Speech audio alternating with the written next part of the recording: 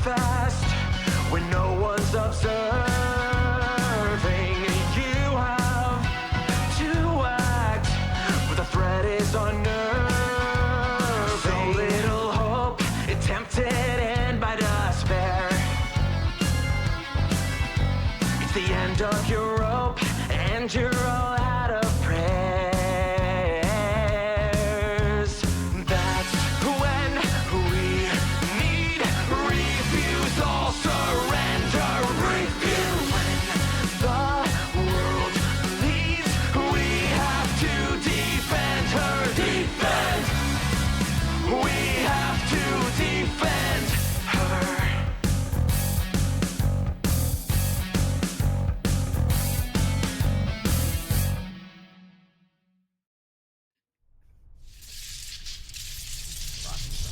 Hello! We are here and we are live, making sure everything's coming through.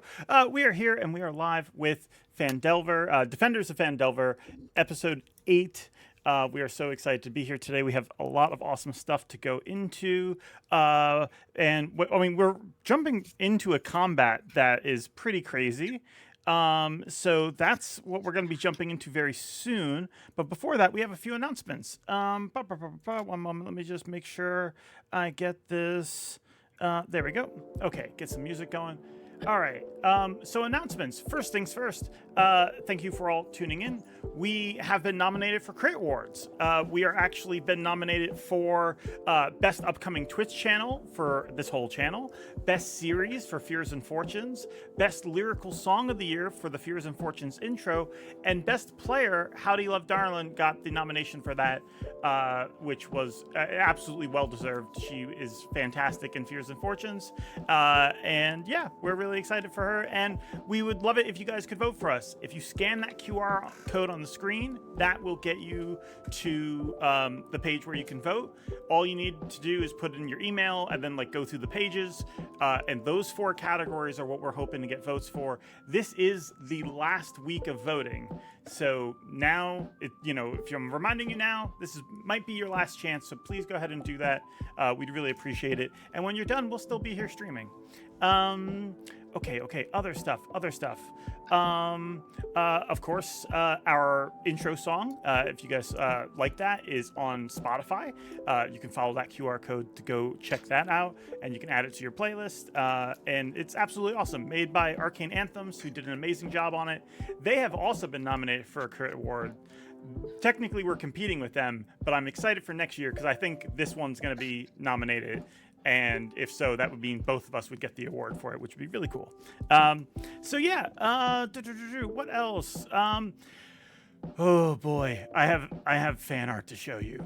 So this fan art was made by Ghelfi and is absolutely incredible. It features 2 of our characters. You guys ready? Because I don't think you are. This fan art is terrifying. Jesus! This is so good, but also nightmare. That's pretty good. Levi, this is sick. They go by Ghelfi. Sick in both ways. Sick in both ways. Yeah, the dual meaning of it. Yeah. Look, Leo's there. So. Look, yeah. Look, George, look, you're dead in the corner. Oh, Your first piece of fan art. Yay! Oh no. How are we feeling, Carrie? Absolutely. I feel great, but I'm so. This is the first thing we're seeing before this already anxiety-driven combat. So, Levy, if you're listening, please feel free to add that into the server. Greatly appreciate it. It's an amazing piece. When they made this, they were like, okay, this is a speed paint. And I saw this and I was like, you are working too hard. Oh my God. This is so, if this is a speed paint, I don't know what a slow paint is like. Oh my God. Well, actually, we do. The piece that she did for Navarra is like freaking incredible too, but this is fantastic. Absolutely love this. And yeah, it gave the players nightmares. Good job. I'm not gonna see that. I like they even got the curtain. So that curtain that's off to the side, that's why Leo didn't get caught by it the first time she visited, because that curtain was closed. It was open because Glassstaff had returned to his shop and figured he'd open it in case he gets any intruders or anything like that. So yeah, so that's awesome. We also have some awesome comments to look at. First one is from Karis, our artist who makes all the character art for our show. Said that from last week, party, we need to deal with the dragon. Penny, basically, give it a treat. That's what she got from the whole conversation. Karis, we love you. We love your support, and we love every time you make a comment. Next up, this is from episode 1. Someone commented recently, great first session. This is from Dungeon Deep Dive. Great first session, very much enjoyed. The intro was awesome. Thank you, we really appreciate it. And you're only on episode 1, I guess maybe episode 2 if you just wrote that comment. So when you get to episode 8, we really appreciate it. And we hope you enjoyed the whole season. Yeah. Just a couple more comments. This one was from last week, which is just a rule clarification and a nice comment. Kenley Valley wrote, first they let us know that Silvery Barbs only works on visible targets, so it was never going to work on the closet. But we ended up not doing Silvery Barbs because you had already used your reaction, I believe. But good to know that it can only work on visible targets. That is good clarification. We appreciate that. And they also said they loved the game. It was a very tense episode. And yeah, it was. That's why the fan art just sent everyone into spirals. One more, actually 2 more comments. This one was from our, not last episode, but the episode before, the flip, Shadow Rogue loves the flip of the Banshee going from, how dare you enter my mind, to, oh yeah, sure, hey, let's chat. That's how the book described it to me. I was just like, it's like good. She's very dangerous. And also she'll tell the players all this information. And I'm like, oh, so she's chatty.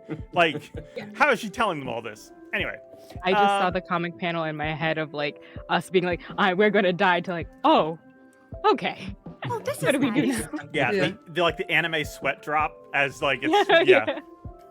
The final panel is just all of us having tea. And finally, someone looking out for Penny, witty Ozymandias wrote, Penny was holding a spell. If the dragon flew out, did I misunderstand that?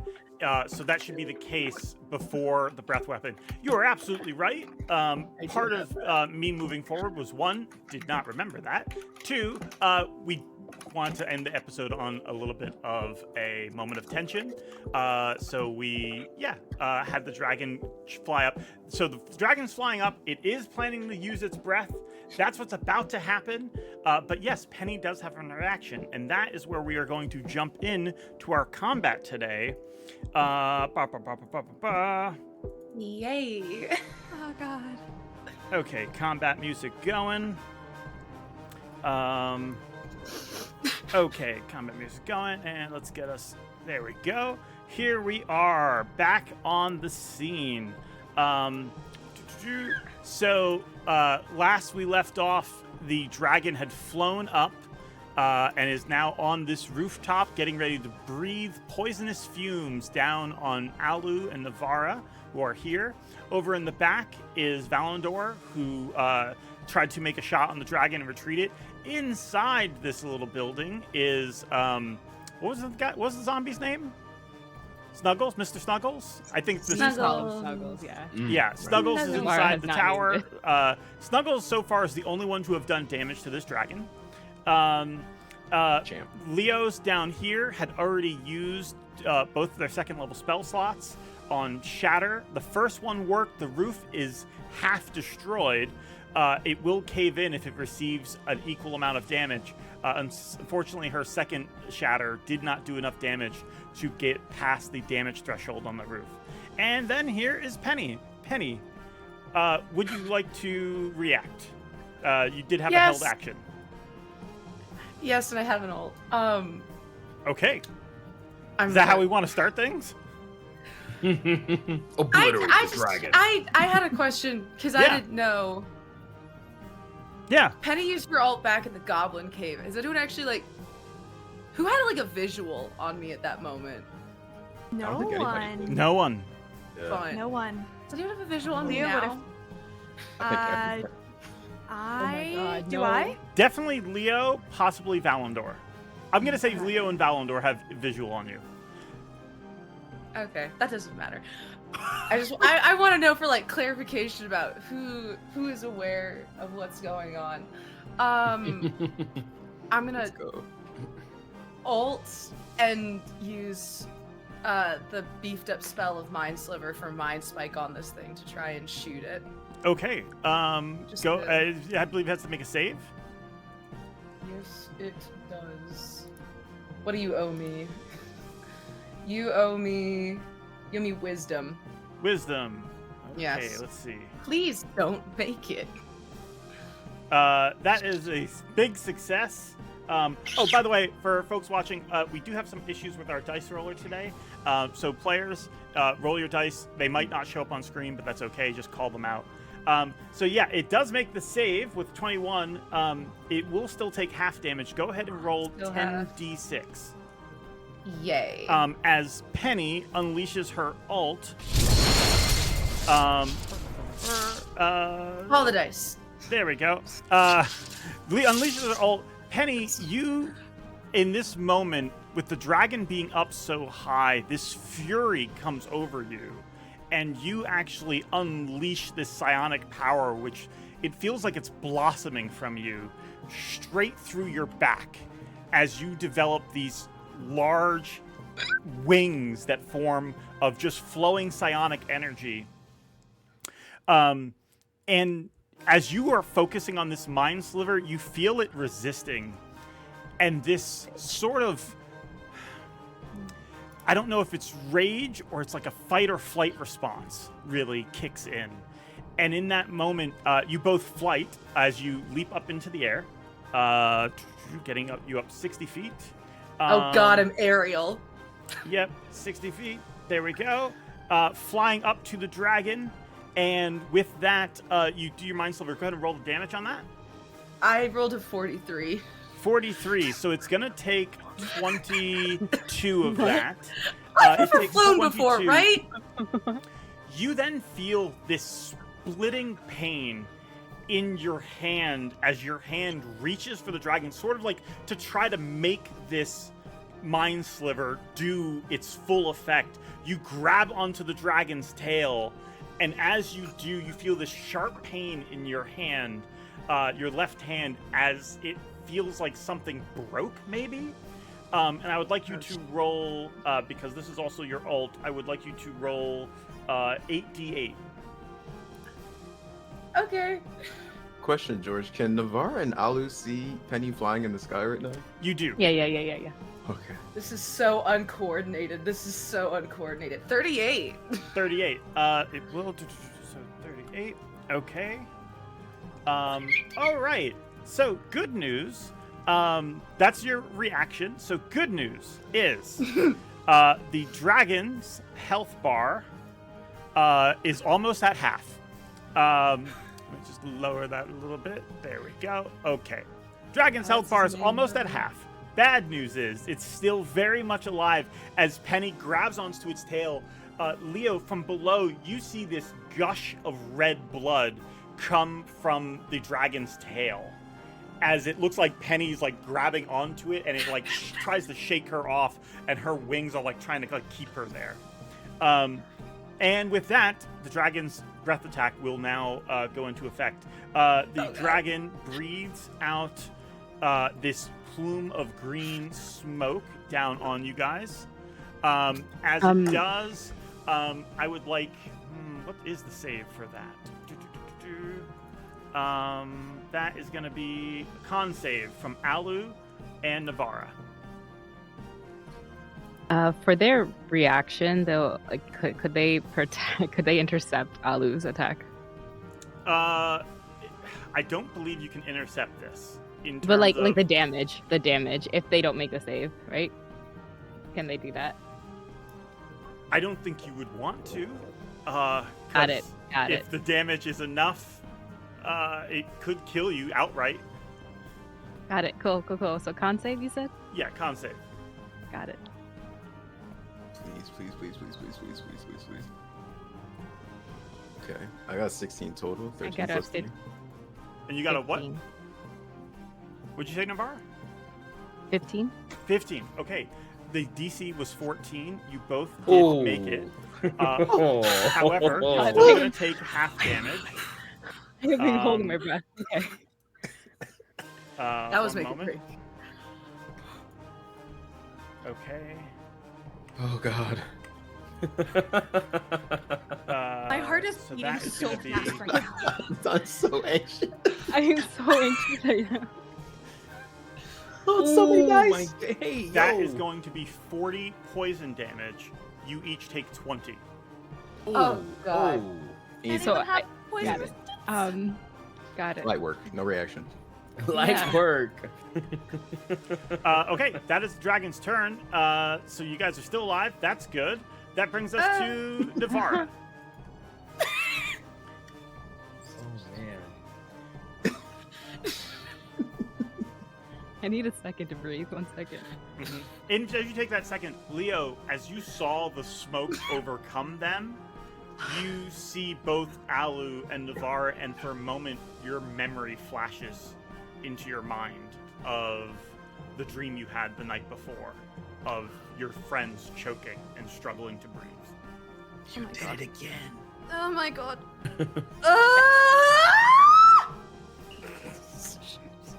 Everything's fine on this show. Everything's great. Yeah. Navarra will reach over to Alu, almost by the scruff, to give them Shield of Faith as their bonus action. Okay. That'll give you +2 to your AC for the next 10 minutes. And they're going to.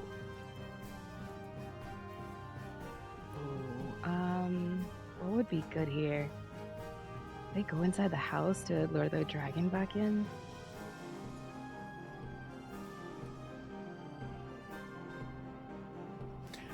Give me a intelligence check. Thank you. Thank you. 13. 13. One thing you did spot on the inside, the dragon's treasure was in the tower. Oh. Yeah, they'll go in the tower and try to get close enough to the treasure. Okay. 5, 10, 15, 20 gets you there. 25, 30 gets you right into the center of the tower. Is that where you want to be? Yeah. They'll that's what they'll be yep, yeah, uh-huh. Are you sure? Sorry. I don't you dare. I am being confident right now. This is confidence pouring from every I'm doing it. And then they're going to command Snuggles to be like, go pull the tail back in or something. I don't know. Snuggles starts climbing up, and it's trying to climb up and reach the dragon. It's a little difficult. The tower doesn't have full stairs, so once it gets up halfway, it starts trying to grab onto stone. I'll have Snuggles make a athletics check. Yeah. Snuggles grabs onto something, and you just see one of their fingers break, and it just slides down slowly. Okay, it's okay. You didn't need that one. It wasn't a thumb. It's fine. That's I'm gonna say that was their movement and action. Is that all for you, Navarre? Do you did Shield of Faith was a bonus action or action? It was a bonus action. So you still have an action. Oh, yay. Yeah. Man, the stress is really high in here today. Yeah. Did they already cast Bless wonder on why. everybody before? Is that still go through? I can't remember. Oh, who was it who casted Bless? I did before. Make a con save. Actually, I think Bless. Let me just double check about Bless. No, I'm dropping it because I did Shield of Faith. That's Okay, that's okay. Right. Okay. Oh, Cool. gotcha. Sorry about that, y'all. They're going to toss their glaive at it to. No, they can't toss their glaive. Their javelin. to get their attention. Okay. The dragon has partial cover. So go ahead. You can make your attack, but they're going to get a +2 to their AC. It's awesome. This is 18. 18 is just too shy of hitting. I'm sorry. As Due to the Navarra partial cover, just, like- you throw it, it hits the roof. Go ahead and roll damage for me, just in case. Uh-huh. And up on deck is Alu. They just yell at the dragon, just like, "Come at me, bitch!" Just like very desperately. Give me an intimidation check. Okay, cool. It's a 15. Okay. Good. Good to know. Alu, your turn. Okay. Has Penny taken any damage? Penny has not taken any damage yet. Don't like that. Penny Okay. is in the air. Cool. Yeah, I just got dunked on by a dragon weapon. So Alu's going to hit himself with Cure Wounds as my action. So I'm gonna do that level 1, and I'll do level 2. Actually, I'm gonna do level 2. That's my last level 2 soul slot, and I'm just gonna roll those healing die. Okay. So that's a 10. I will note I have, as part of the Hermit, I have, Battle Medic? Like as you utilize an action, you can expend when you use Healer's Kit. No, that's the wrong one. Healing rerolls, that's what I meant. Whenever you roll a die to determine the number of HP you restore with a spell or with its feat, Battle Medic benefit, you can reroll one of the dies if it's a 1. I got one in that out. In the total rolls, can I reroll one of the D4s? Yeah. Go for it. Let's see. Okay, cool. That's a 4. So that'll be 13 points of healing. For you said? Yeah, for Alu. Okay. And then he's gonna dip into the house to get sight of Navarra. And he's gonna hit her with a healing word. Okay. So just very reactive. Healing after being melted effectively. That'll be 7 points of healing for Navarra. Got it. Like reluctantly accept. You just gave me Shield of Faith. That brings us to Can't take care of people. Don't Valandor. take care of me. You said Valandor? Okay, where I'm out there. Okay. Inside in the tower, is there a... Or actually, let me ask you this, George. From where I am in the door, and because I engaged with the dragon earlier, and I believe I still have hunter's marks up against the dragon, how far away is the dragon from that door that is right in front of me? From the door, like right here? Yeah. So the dragon is, let's see, 5, 10, 15, 20. So, I mean, it's 60 feet from that door, but if you wanted to move to get to like here so you could see it, that's within 30 feet.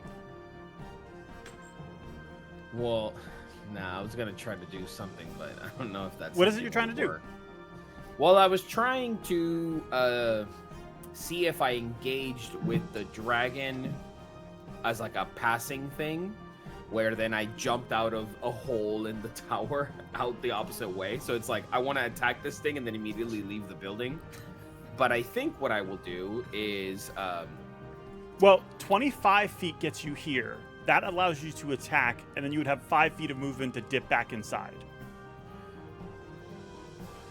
Oh, I thought... Oh, so is it like outside of the building? Yeah, it's on the roof. Oh, pardon me. I was like, oh, it's kind of inside. Okay. Yeah, I have the roof up because there's players inside. I But see. this is I the see, more I see. accurate thing going on. You also could possibly climb up on the roof. Yeah, well, I don't know if I want to do that. But let's go with this. I think I am going to run inside. I'm going to run inside and I see Navarra and Alucor. How are they both looking? They both look rough. You probably see like green veins in their skin as the poison's like worked its way into them. They don't look great. Okay, then I'm just going to roll a d4, 1 to 2 Navara, 3 to 4 Alucor. Navara, number 1. Okay, I'm gonna run inside, and I am going to. I have 30 movement. I am going to tap Navara for Cure Wounds. Okay, 5, 10, 15, 20, 25 gets you there. That's 9 points to Navara. Yep. And I believe I didn't take an attack, so yeah, I will use. Right now, from inside of this tower, what can we see of the dragon? We can see like a wing or like a part of the body. Yeah, you can see like its back 2 legs and its tail as Penny is pulling on it. And you see actually blood dripping down from where Penny's grabbing onto it. Okay. Then I'll just take 5 feet back, and that's pretty much all I can do my turn. Okay, 5 feet back. There you go. All right, that's your turn. That brings us to Penny.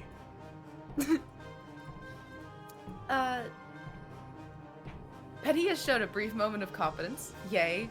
But also within that, she has never flown before, nor has she ever been this high ever, and is now going to full barrel hug the dragon's tail, as she does not want to be flying anymore and dislikes it greatly, but also doesn't know how to put the wings away, and is just gonna keep stabbing it. Okay. Mainly for leverage more than actual damage, and just saying, "Oh crumbs! Oh crumbs! Oh crumbs!" Go ahead and roll your attack for that. It's 1d8. Yay!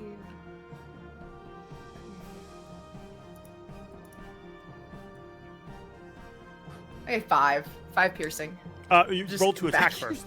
It's D20. Oh, that's an idiot! I'm Yeah. dumb. I've never done this before. All I do is spells. Aha! 2. 2.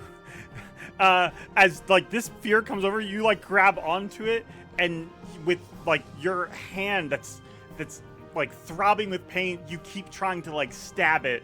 And you're at this point, though, like the adrenaline of the moment has worn off, and your hand just hits these hardened dragon scales, and nothing happens. You still have a bonus action and movement if you would like to attempt to flee or anything else. You know what? With all the strength that she has, is she near the hole that she can, like, where the dragon came out of? Like, is there any Yeah. way that she could try to make it difficult for the dragon to be on the roof? She's gonna beat her wings as Sure. hard as possible to try and pull it down. I will say, give me a Just like- charisma athletic check. Oh. So you're using charisma as your base stat, but it's an athletics check. Okay. I'm guessing you don't have proficiency in athletics? No. Then just I have straight a charisma. -1. I want Penny to do the like twirling of the dragon and then like shooting it off somewhere. Mhm. That's just a 9. I thought it was a 1. I got scared. That's a 9. 7 plus 2. So I'm not Okay, one doing moment. great. That's a 21 for the dragon. So you pull, and it like just looks back at you and snarls. So that I'll say that's your bonus action. Is there anything else you want to? You still have movement if you want to try to run. I shouldn't be near this. I see that I'm not affecting it, so I just let go and let the momentum pull me away. Okay. You like drift back I freak about out. that far. Okay. That brings us to Leo's turn. Come on, Gracie. Okay, so I have a question. I have a Yeah. question first. There are people inside of the building now. Mhm. I would say Do they have time to make like give me a a check? perception check. The DC is going to be 18. That's a 4. You have Almost no nothing. idea where your teammates are. You know they ran into this door. You have no Right. idea where in the building they are. So theoretically, they could be in the building. If I cast Fireball on the dragon in the roof, would they have time to get out if the roof caved in? They would have a narrow chance to escape. They would be a deck save. Now, from Leo's perspective, either A, there's no one in the tower, or B, the three of your friends you cannot physically see right now are all standing perfectly centered, holding hands in the tower. It's one of those two options. It's what is it? The cat? It's Paradox? it's Schrodinger's cat. party. Yes. Oh god. We're just singing songs in the tower, hanging out. I don't Kumbaya. know. Pull the trigger. What would you like to do? I'm I'm gonna fireball. And with shaky hands, Leo's just seen something that she dreamed about come true, and it was scary. Even though people only took half damage, like that was scary. Fighting a dragon is scary. She's never done that. She doesn't do that. She doesn't do combat like this. She deals with dead things, far gone. So that panic is going to take precedent, especially seeing Penny deep in combat, flying. That's a whole other thing. That's a conversation for later. No, it's not. She's freaking out. I'm gonna cast Fireball on the dragon on the roof. Okay. I'm gonna cast Fireball on the dragon on the roof. Okay. Give me a wisdom saving throw.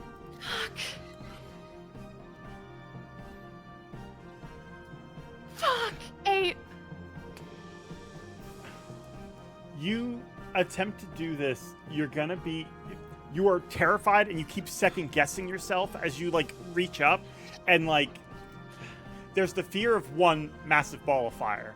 2, you would be doing the same thing to your friends that almost happened to you. So I'm gonna let you make your so you can still make the ability check.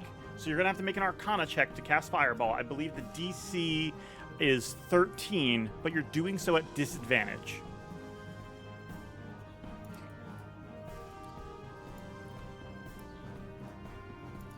Okay. 21 is the lower of the two. 21 is the lower. Damn.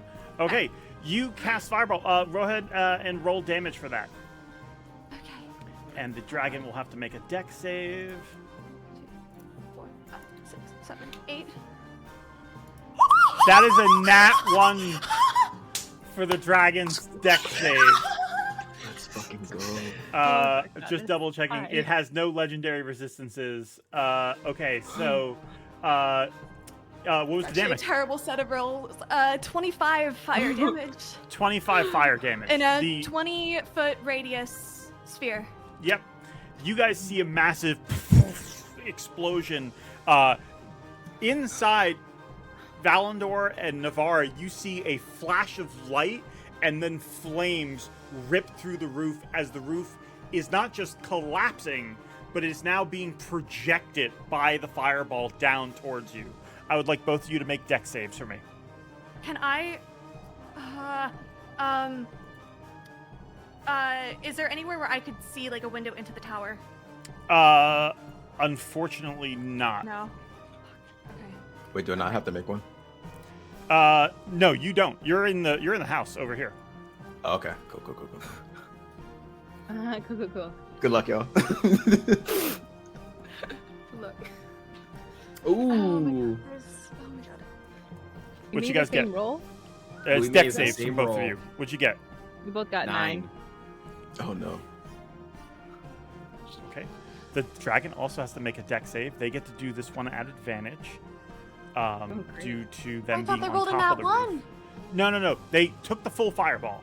This is for their the roof is essentially collapsing. The dragon, after taking the fireball, is going to fall with the tower. But 1, they have wings, and 2, they are above the debris. So they would have to really mess up in order to take the full damage here. That is a 21. They are only going to take a portion of that damage. Silvery barbs. What's... Can I do that? Oh, silvery barbs. Yeah, Silvery you can do barbs. silvery barbs. Yep. I'm gonna cast silvery barbs. Okay. One moment. That's gonna be... Oh god. Oh my god, this is That is a 16. That is not enough. Let's go. As you cast silvery barbs, the dragon starts to flap its wings, which are kind of like burning and charred a little bit, and you sling magic up and sort of like pull on it, and one of its wings from the force of this just gets like sort of like torqued, and it loses its grip on the air basically as it starts to fall with the debris. Okay, give me one moment. I just need to check something for falling towers. Great. Navarra's just gonna look at Val Yeah. like they're.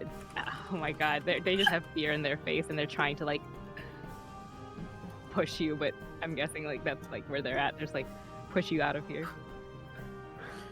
Yeah, and I think Valandor's met with that like, I needed to touch you for a cure wounds, so it's like the minute you try to pull off, I am also yanking on you at the same time.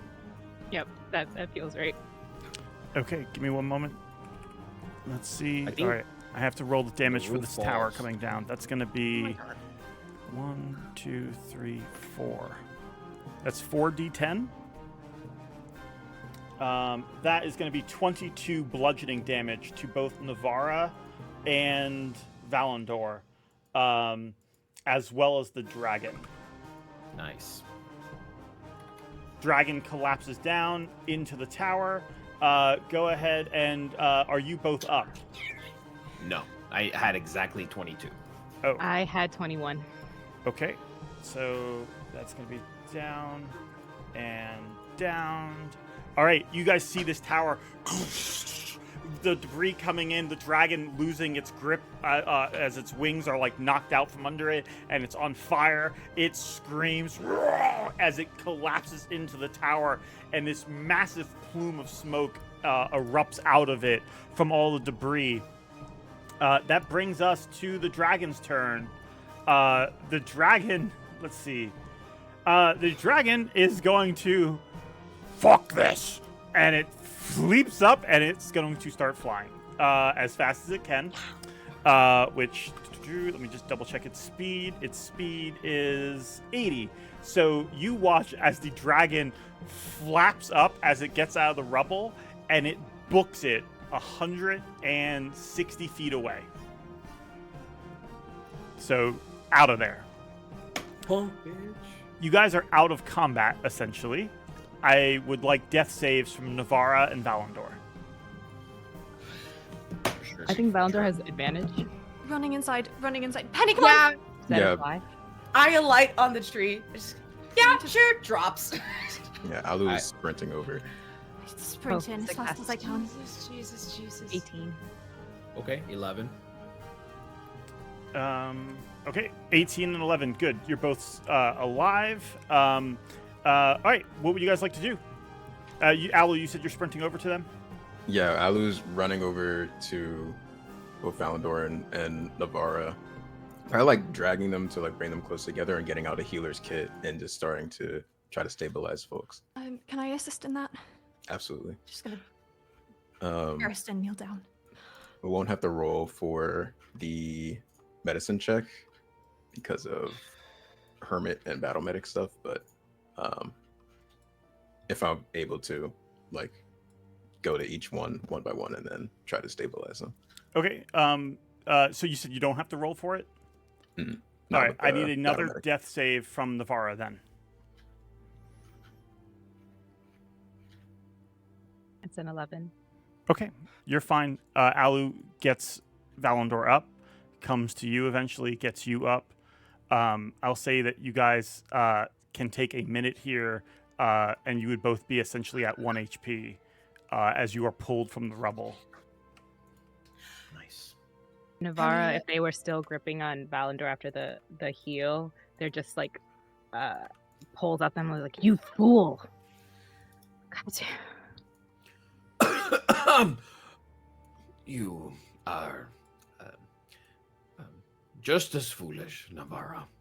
And I just sort of like look to Alucor and I go, thank you, friend.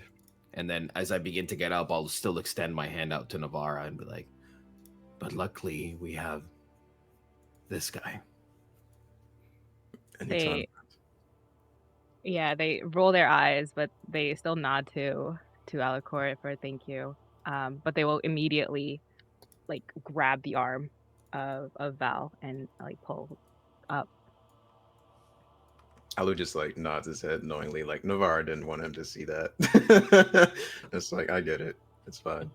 But we'll pat them both on the shoulder, like, glad you're okay. Oh my God. One moment. While all this has been happening, we've been getting donations. I'm going to go ahead and do that. You guys have a moment as, if you want, you can take a short rest. You are still in a pretty dangerous place. But there's not immediate danger. And Alu, I'm sorry, your owl would be dead. Totally. Yeah. That's It's familiar. Oh, zombie. One moment. Deck save from Stop the the zombie. campaign. Snuggles? I've already named him Alfred. Snuggles is also dead. Smashed to pieces Aw. with rocks. Rest in peace. Penny has healing hands and cure wounds that she can cast if we need it, but if we have the time to take a short rest, we might not? I don't know. Do you guys want the extra HP?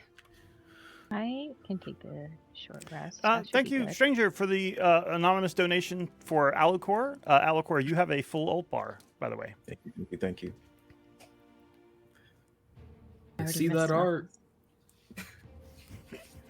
Just unleash it now outside of combat. Just ult on healing. Literally could. You know what? Should I? No. No. No, save it. It might come back. They just went out like 100 feet out. Like, It was like phase 1 of the fight. We got like one, This is maybe phase 2 one. more. We played Dark It's gonna Souls, come you know.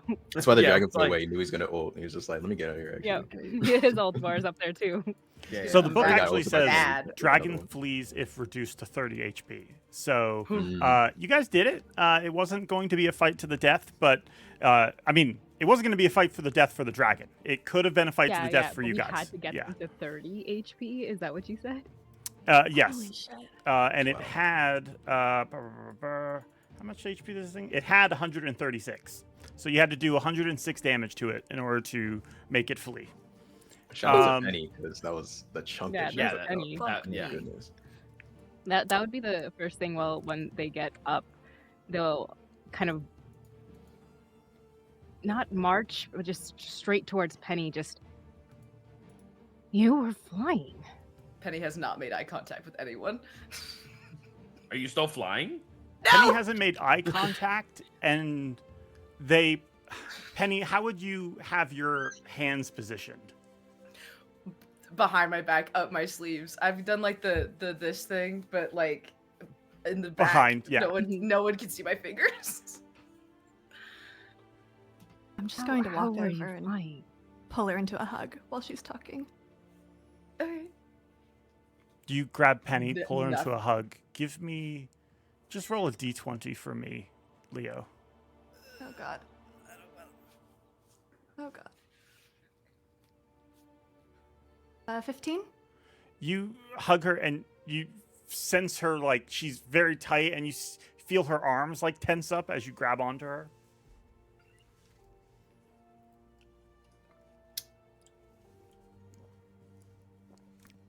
I think you're muted, Nick.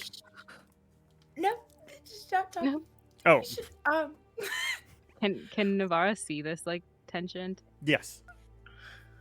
I would say you guys They- all do. Yeah, they'll back off a little bit and just. I know little foxes can jump, but thank you. That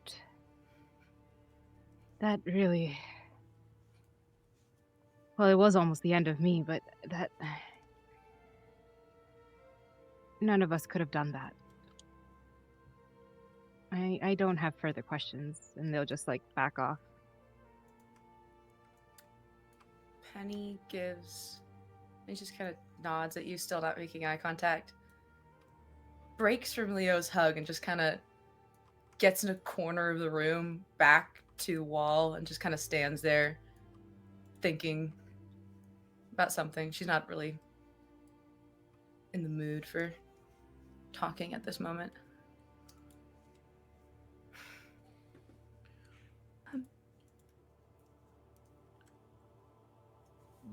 While this is happening, Mm-hmm. if possible, I know that the ceiling and everything kind of crumbled down. Is there anything that remains that we can explore within the tower in the other space, or is it all just covered in rubble? It is. There's a ton of rubble. But give me a investigation check to see if you can find anything in the remains. I'll follow in after him. Oh boy. If Leo goes in, Navarro will just grab their hand for a second and ask if are you all right?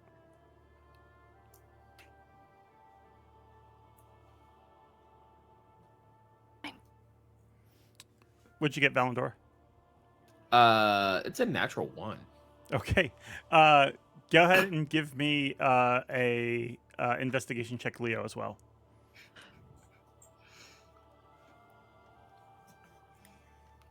That's a natural 2.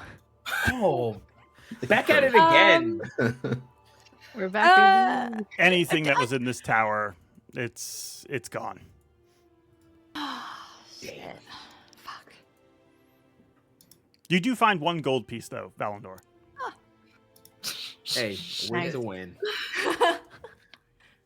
That's how much our lives were worth. Woo! I think upon like seeing the Leo and Valandor go to check the rubble, Alu would have walked out to see if the elder is still watching them. Yeah. You walk out. As you do, you would see them. They are off over here somewhere. I will find them on the map in just a moment. But yeah, you do see them in distance. I think he'll just look at the fox. She shapeshifted into a fox, right? Yeah. And just kind of stare for a bit, and then go back inside with no words to share yet, but just sort of like, we'll get to you later. But he'll go back inside to check in with Leo and Valandor in that rubble. Thanks. So that dragon's horde is just just go. If you want to I make an have- investigation check, you can as well. I'm down. I'm down. I have advantage from incessive sense, but I don't know if that's like on any investigation check. Well, let me double Got a check. 19. 19. Okay. Oh, let's go. Alu's That's got more it. like it. He's like, watch out. Move away. I Yeah, got you this. guys are beaten up and tired, and you start digging through. You're like, there's got to be something in here.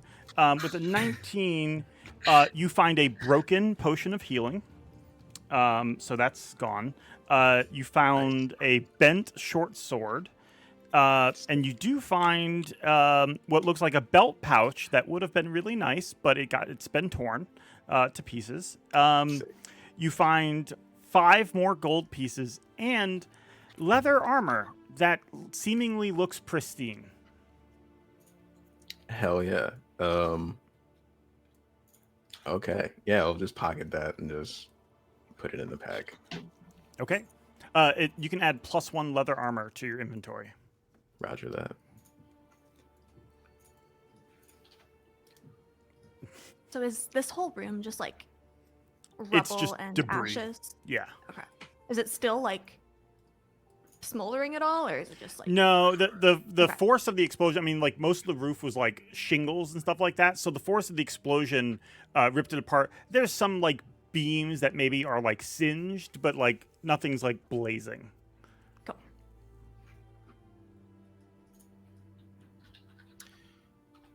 What would you guys like to do? Everyone's sort of just tired. Are Yeah, we all taking a short rest? You can. Might be smart. Yeah, maybe outside and just like take a Behind a step away different- from. space that's safer? Yeah. Perhaps not if Sorry, Navarro dragons was- there. Pardon What's me. going still through very Penny's green and mind? hazy. as everyone's weighing through this? Penny has not looked at her hands yet and is at this moment trying to find the most normal, nonchalant way of being alone and going over her body because at this right moment she does not know what is up with her fingers or her wrists or what that was. So she's going to try and slip and just like hands out from behind the back and like do a once over of the hands. Well, you guys have the whole map to explore if you would like. So anywhere any of you wants to go, and if you want to make a short rest, you can.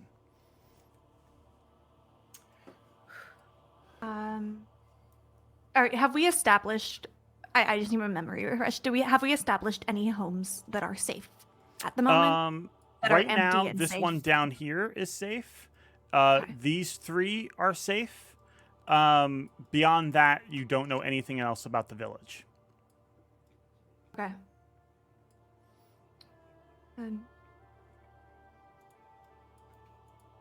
Maybe we can go back to one of the other homes. It's safer than poison and whatnot and everything, so maybe. I don't see anything wrong with that. I think Alu's also gonna kind of like look down a little bit because the only reason that they came here is because of a fucking favor from this mysterious figure, and now Leo has had to meddle with very recent fire-related trauma. Penny has had to unleash horrible powers that have had some effect on her, but no one knows what's going on.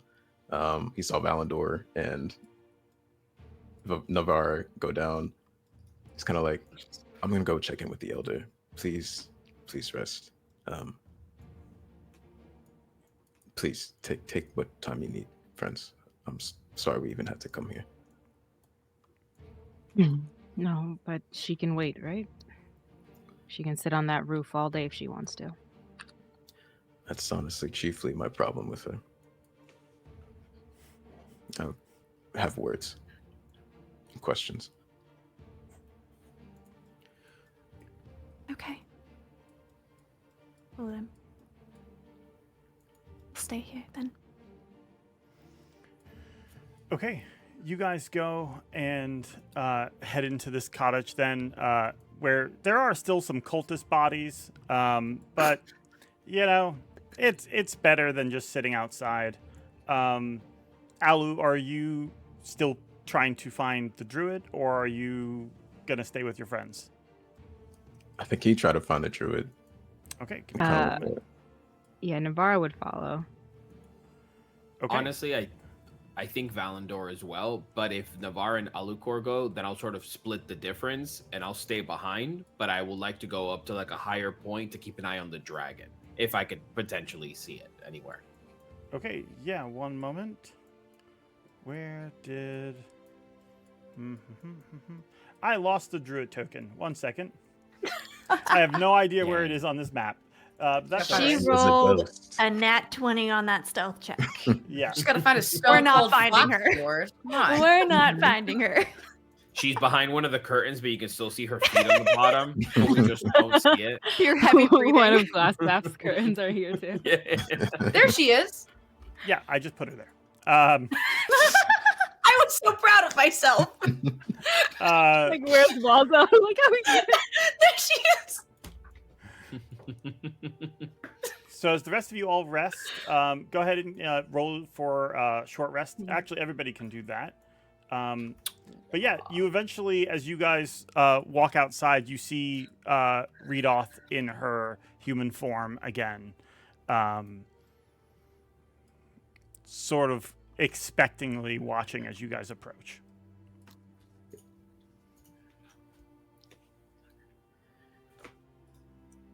So your test? You did well.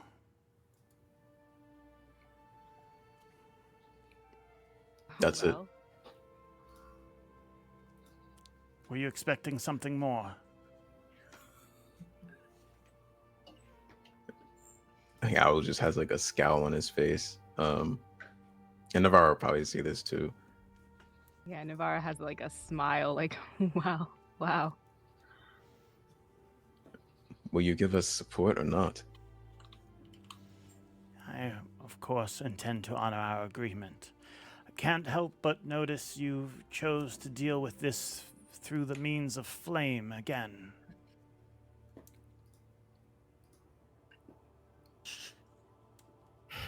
I suppose it worked, didn't it?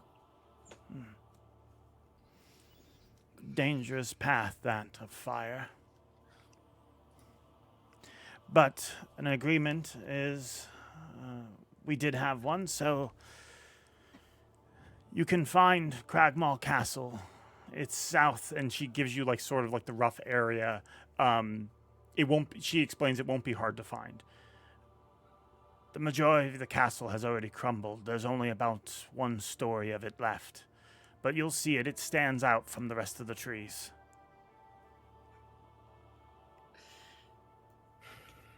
Thank you for your wisdom. I'll give like a very short head nod, like not really a bow.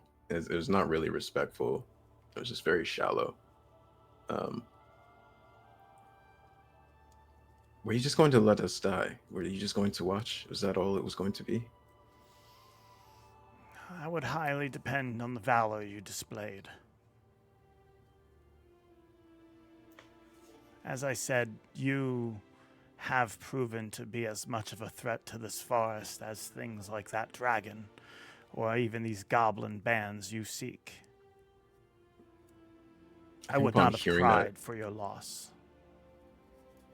Upon hearing that, Alu is bubbling, and he will have clenched fists. Will take like a strong step forward, and Navarra knows, and he knows that we know that she saw it, but she doesn't know that we know that she saw it.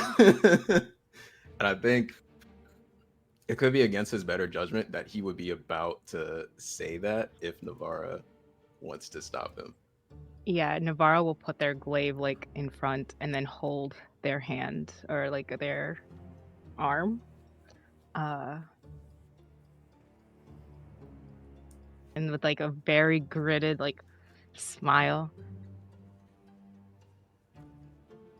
Valor is measured differently. We've culled summer fires by burning the thatch around the forest. That's what protectors did.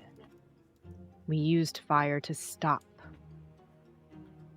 fires before. Would you call what Alucor did a controlled burn? Would you call it thought out or impulsive? I don't know what I argue would with call the it. method. It's the execution.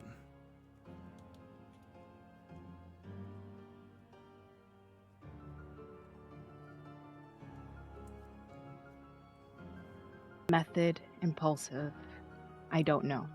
I do not know the choices he had to make then, but I know the choice he had to make now. And that wasn't impulsive. That was anything but a necessity. It's all it was. And to me, that means that is the definition of valor. On that, we don't have a disagreement. You did successfully slay the beast. His question was I going to let you die? And if you had showed cowardice, weakness, if you had tried to parley with the beast, then yes, I may have.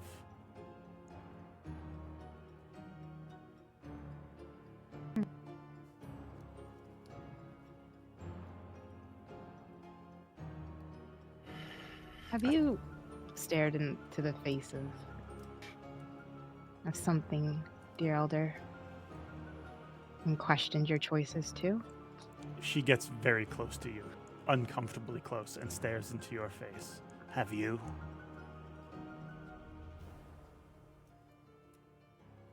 feel like your eyes have seen much more than they tell. Or that you like to talk about. You can choose intimidation or persuasion. Oh, we're going intimidation. I mean, we're going persuasion. What are we talking about? 14. You said persuasion or intimidation? 14 intimidation. Sorry. I already rolled those. What happened to you, Talon?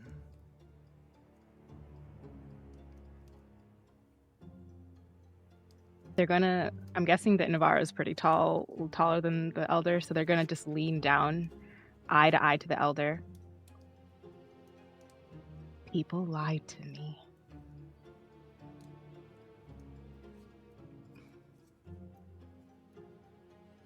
And this is how you choose to handle that. I know. Quite impulsive, isn't it?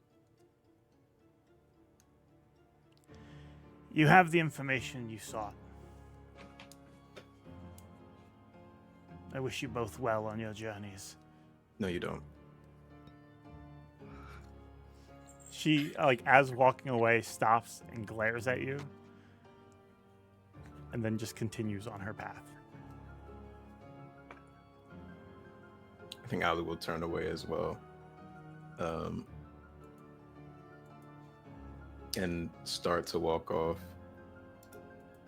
Thank you for your wisdom as always. Sarcastically, of course.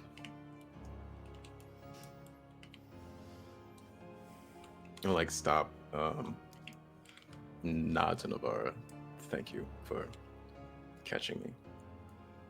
May not have been the best to share what we got from Penny. He just kind of takes a deep breath of just kind of releasing the anger, the tension from the moment. Navarro just grounds the bottom of their glaive into the ground just as they're clenching their jaws, I do not give a shit.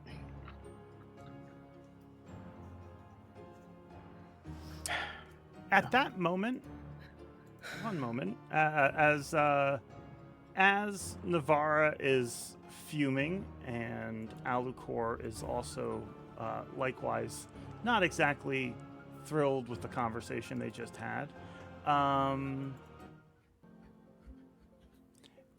Alucor, you suddenly find yourself in a very familiar place.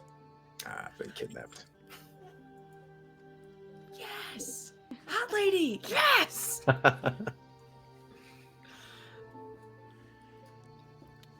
Hello, darling.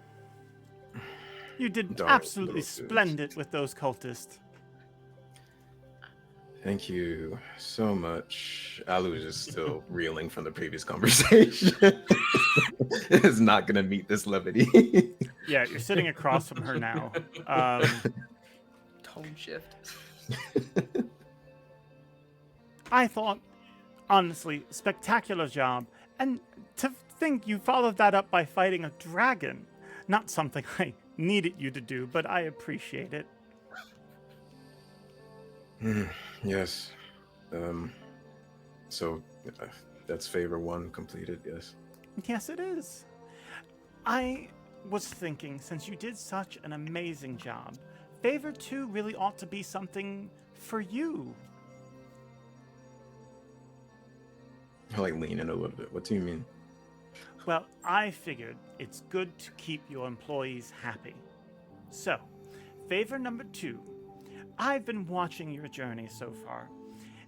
You seem to have a serious grudge against that nasty fellow, the Glassstaff? Alu's jaw clenches. Yes. Indeed. Well, I think you're going to like this then. Favor number 2. Before the Glassstaff dies, I want you to make him terrified. That's it. I want you to make his last moments the most frightening moments he has on the material plane. And yeah, That was that's a it. given. Alu kind of has like a smirk, but like he's keen on the violence, but he is still like, what is this person's angle? If that's all is required, then I will certainly make it come true. Wonderful. Then that will be your second favor out of the way. You see, I can be very generous. So generous, yes. Much appreciated. No, well, thank you, my friend. Be seeing you soon. As she flips over the hourglass, as she does, you vanish once again, and you appear back in the forest. Navarra standing there, still fuming.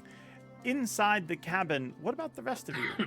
You guys are taking a short rest. Hopefully, you've all rolled your hit dice. Did I take any damage at all last session?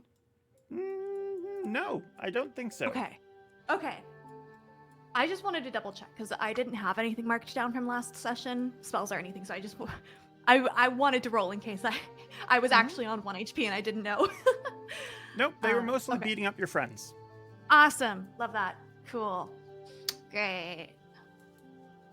Penny in the shuffle still needs to give herself a once-over. She's gonna try to not excuse herself, but just dip out and hide up in one of the ruined houses with no roofs and actually like look at her hands and figure out what's going on. Would I see you leave? Are you trying to like? As sneakily as she can. So yeah. Give me a stealth check. It's not gonna be great, but it'll happen. Yo, 18. 18. You creep off, no problem. Now give me a survival check to make sure you don't run into the wrong place. The DC for this is going to be 12. Can I just go to the place where that was nice? There was no one there. Well, everyone else is at the place that was nice. Oh, you're right. Shit. Could I keep an eye out since I'm on the roof doing my gargoyle thing? Yeah, what about Batman up there? Give me a perception check. You can do so at advantage.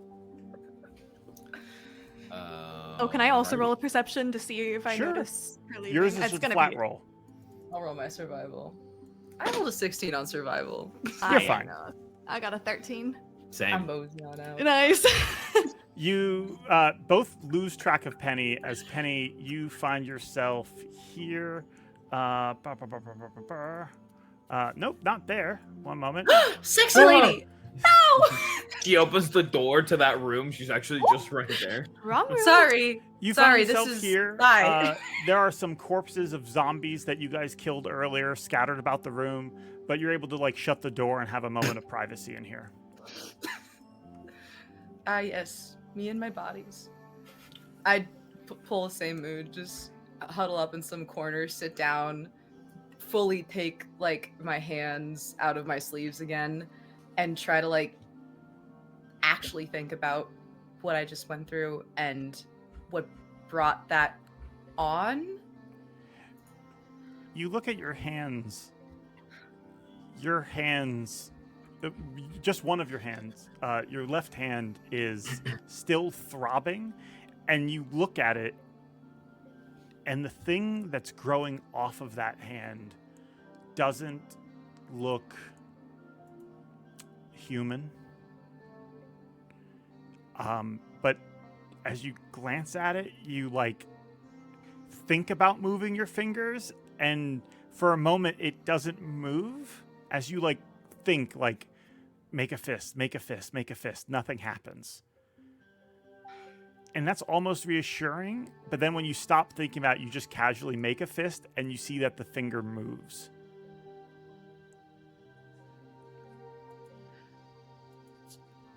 So I got, an extra one? No, it's... Or just random thing growing out of wrist? No, it's more like this. Ooh. Okay. Hello? That Hello? finger that you had cut I immediately start previously thinking about has it. just Oh, been God. elongated into a massive bony claw. I immediately start thinking about it, and I assume it goes away as I actually put some proceeds to this. Give me a charisma check. Okay. Okay. 12. You think on it, and you think really hard, and please.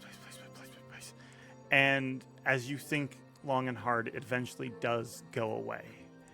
It's slowly, the bone sort of like reverse grows back into your wrist. You feel like pain underneath your the back of your palm, where it's like bone and cartilage and tissue are making room as this thing reinserts itself, and flesh grows over it, and the sort of weird growth that surrounded it starts to recoil back, and eventually you have your normal hand again. What's Penny thinking? All right.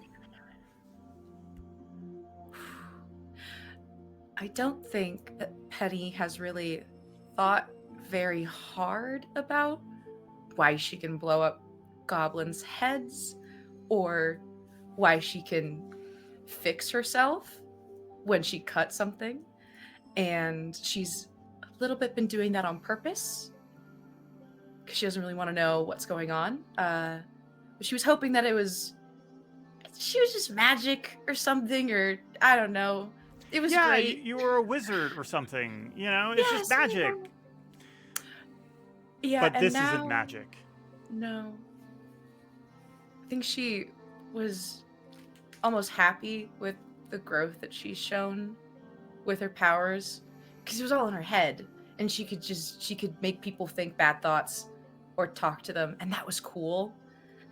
But now she doesn't know what's going on in her own body, and that's a feeling that she is not particularly pleased by. She was really proud of herself that she hurt the dragon before it really hurt her friends, but now her fingers isn't her own, and then now she's very concerned and is starting to check the rest of herself to see if there's any other spikes growing out of her that she is not aware of. No, you look around and you're like checking underneath your clothing, and there's like a barrel not far from where you're standing. It has like water pooled in it. It's like pitch black, but you like head over to it and start using that as like a mirror to like check your back and things like that. You don't seem to have anything else wrong with you, but you can see the stress sitting heavily on your face. Like, you know something's wrong. It's like that feeling when, like, you know, the doctor said the tests were fine, but I know something's wrong with me. I know something's happening. And that's the kind of weight that's sitting on Penny right now. Are there any tools in this workshop that I'm in? It looks like it's a blacksmith area. It is. I'm terrified that you asked that question. There is a vice. There are some saws and hammers and chisels. You could probably find a hand axe somewhere in here. Actually, yeah, no, there's a hand axe right there. That should do it. Should be looking for a an anvil. Stop talking. Stop talking. From the moment that Penny has met Leo, she has kind of just been a leaf in the wind. And it's been nice when the wind isn't blowing that hard, but right now she's with a lot of different people that she cares deeply about and doesn't want to put her problems on them, but also she doesn't want to stop growing. She doesn't want to go back. She enjoys that she can make other people feel her suffering, especially to help her friends, but this new development might scare them. She's worried what Leo might think. She's worried that Leo will tell her to stop. So if she doesn't think about it, it pops, right? What The claw? So as you're like there, everything's fine. Your hand doesn't, but give me like I would say give me another charisma. Give me a charisma saving throw. Actually. 21. 21. There's a moment when like you start to let it slip and you don't see it yet, but you feel movement underneath the back of your palm as like it's ready to spring out at any moment. But like it's not so much, it's almost like it feels like reflex. And because you're scared right now, that reflex is at an all-time high. And you're wondering, you've seen Leo go through a lot lately. Leo, in the weeks that you've known her, Leo's been calm and everything in the weeks that you've known her, but in the past week, since Gundren was taken, Leo has been in a state of stress and fear unlike any you've seen. And even as scared as you are right now, you know that you're not at that point. You haven't been almost burned alive. You haven't been stabbed and left for dead. And the thought crosses your mind, if you did this on instinct, where would that instinct take you? If you were really in danger.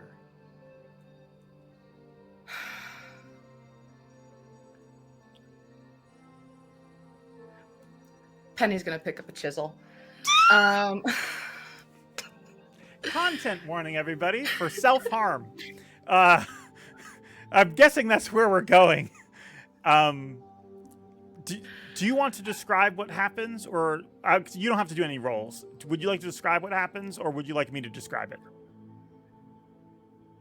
Honestly, I'd love to put it in your hands to see if, because it's her claw, it'll come out whenever she has instinct. I mean, Penny's gonna try to be as calm as possible, but like, is just gonna go back in as soon as she throws it down? I don't know. You describe.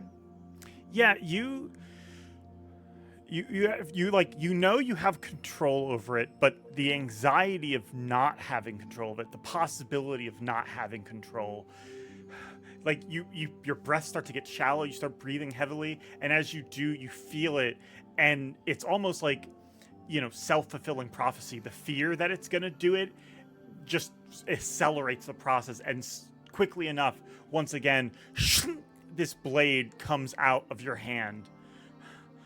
And you look at it, it moves as you move your fingers. It's a part of you. But it's a part of you that you're horribly afraid of.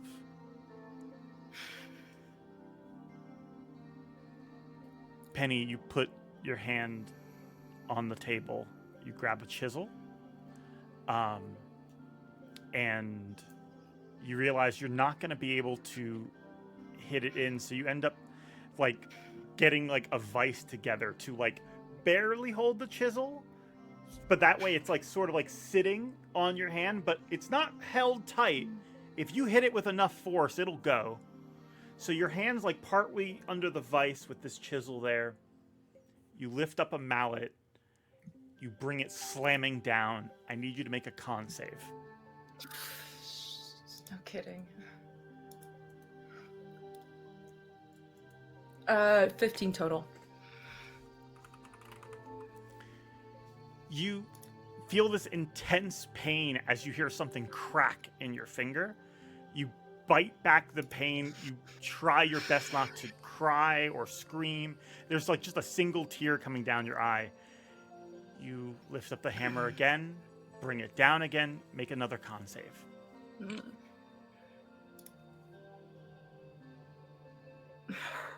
11. At that, you hit it, and there's a gush of blood that sprays out. The blood looks purple. And as that happens, the fear of that and the pain, you just completely lose all facsimile of control over yourself and let out a scream. Valandor, Alucor, Navarra, Leo, you all hear this scream as it echoes through the forest. I'm running. Yeah, sprinting. Oh, God.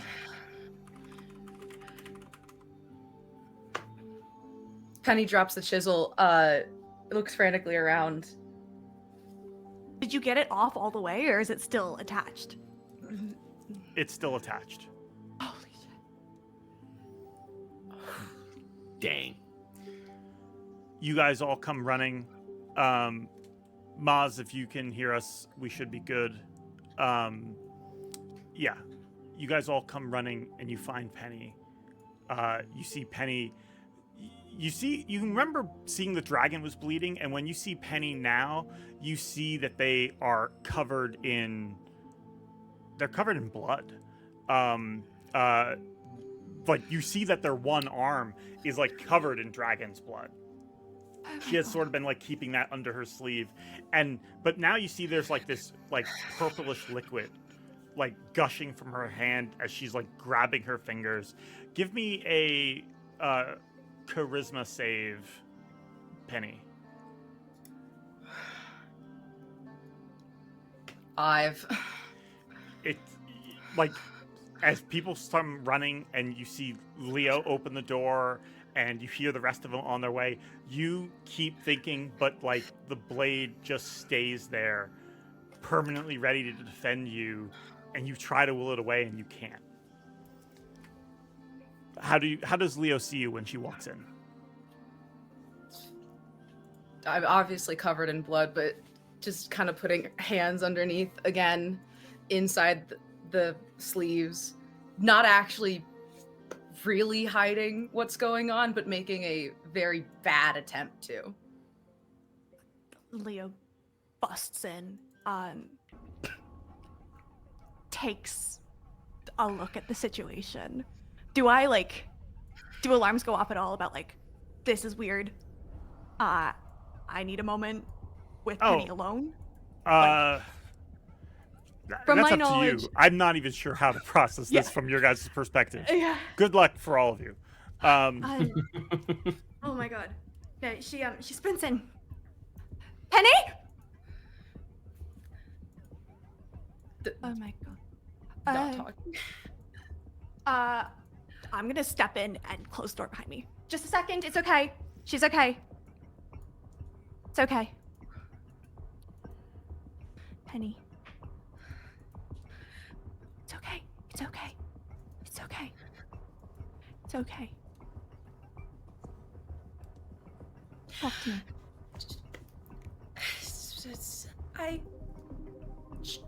Takes her hand out. I assume like a fucked up dagger claw is still, it's there. Leo can see it. Yeah. I don't know how to make it go away. Okay. Okay. No, that's okay. Has it gone away before? This is really new. This is Okay. like 5 minutes. 5 minutes ago new. Okay. That's okay. Okay. I don't know if I can hide this from them. That's okay.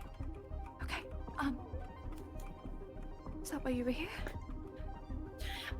Yes. I was trying to figure out what happened, and this is new. Huh? And it doesn't listen to me. It comes and it goes, and right now it's here. Okay. And it's not leaving, and I don't know how to hide this. It's okay. You breathe. Just breathe. As I look around, do I like see the setup that she had put together? Yeah. You see, well, you can tell like tools were used. Yeah. And you can see that there's like this like purplish blood.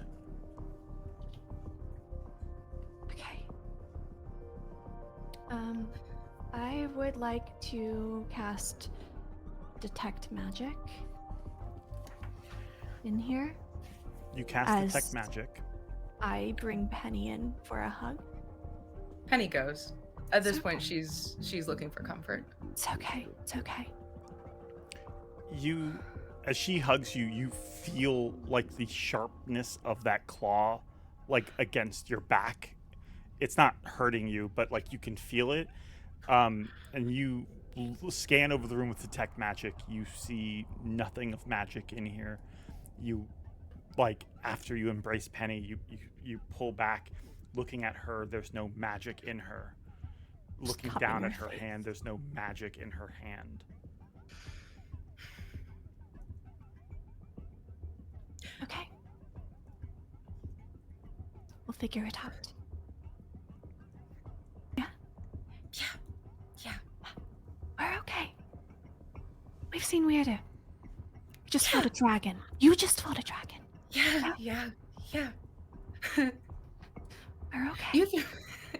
You blew up a roof. I don't want to think about that right now. No, you're right. No, yeah. Um, We should clean this up before they yes, see. yes. You just tidy the table. I still have prestidigitation equipped, so I'm just gonna clean up as much blood as possible in the next 12 seconds. Okay. Uh, Yeah, it's and- not too much, honestly. And there's also dead zombies around, so you're able Yeah. to clean up the purplish blood, and as a reminder, prestidigitation sort of just pulls it into a harmless demiplane, and it's gone. Do you open Penny the still door has- to your? Oh, go ahead, Penny. Penny still has healing hands. Last time it happened, it was didn't think about it. She's now very hurt. Yeah. And now this has become less of a I want this rid of me thing and more we need to hide this thing. You go to So, cast it. if my Your hand's healing already hands been didn't work- healed from the damage that you did to it. Penny didn't do that. Not on purpose. As an immediate fix, she looks for gloves to try to put on to try and get herself to calm down so she doesn't have to look at it and just Yeah, there's slowly pray workman's that it gloves goes right back. here. You put one of them on and you get it part way before the claw pierces it, and you just okay, yeah. She's just gonna take a lot of calming breaths. Give me a charisma save. Can I assist in helping calm? Yeah, I'll say do so at A advantage. really comforting hug, hand Yay. on head. We're okay. I have a +4 to this. Come on. Okay. That's not. It was a 19 + 4, so 23. You're able to repress what's happening. You Lovely. feel it go away, and you just pull the glove tightly, and you didn't see it heal this time back to your normal hand, but you're just the glove's on, your fingers are moving. Okay, this is fine. It's normal. It is normal. Just normal glove. Okay. Show Yeah. Leo. Cut in. Yeah. Okay. You talk or I talk? Who talks? Very Both quietly. We both talk. Okay. Yeah. Yeah. Open the door. I'm gonna take Leo's hand with my normal hand, with my right normal hand. Okay. You guys open the door. For the rest of you, you see Penny clearly looks shaken up. Leo looks a little shaken up. But everything looks normal otherwise. If you want to address them or ask questions or...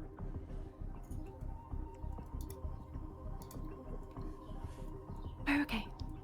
I think Alo's just gonna look at Valandor and Navarra, not saying anything, but just kind of a silent. I'm not gonna ask any questions.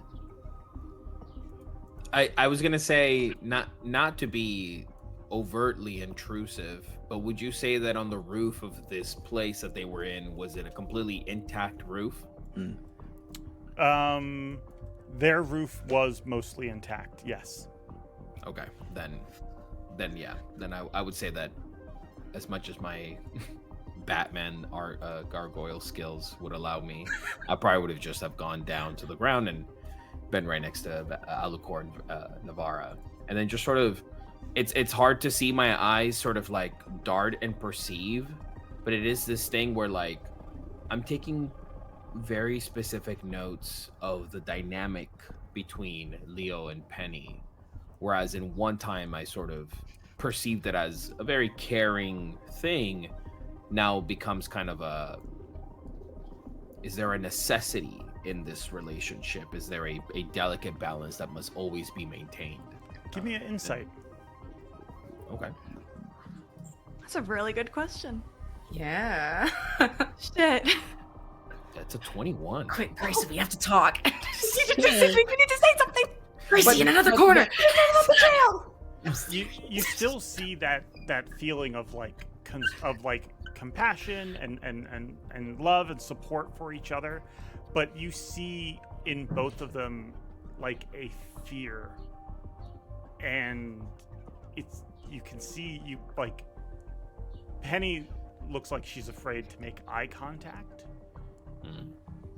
and Leo keeps darting her eyes to Penny like there's a slight fear of Penny, but not that one that would make sense to you.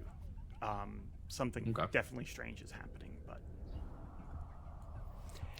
And as we sit on that moment, this awkward, tense moment, we will take a quick break, and when we come back, we will continue our journey. The party now knows where Cragmaw Castle is, so they will have to decide what they want to do next.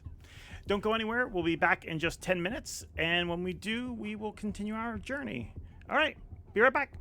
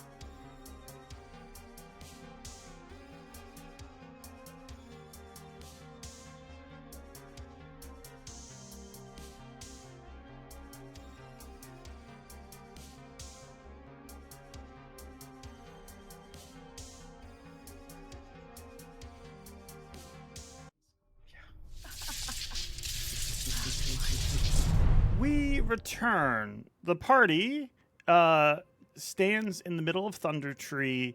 Mild awkwardness between everyone, as there's sort of like a tenseness in the room, or in the air, rather. But you guys are here and free to explore or leave if you wish. What would you like to do? At least with Navara, they will look away from whatever is happening here awkwardly. They said there was a treasure here. Do we want to get that? Yes, Mirna said that her family, or she had family here in Thundertree. No idea which home it could be, but we can start looking. I think that would be a good move. Navarro will start, like, if there's a survival or investigation to track down where they said their home would be. Yeah, go for it. Sure, there's not, like, a Either name. one, survival or investigation. Can I run investigation as well? Yeah. An assist? Mm-hmm. It's a D20 for a 22. Yeah. What? Right. Nice. Okay, one moment. Now it comes out like when I'm doing survival, not intimidation. Okay. I'm just checking where this.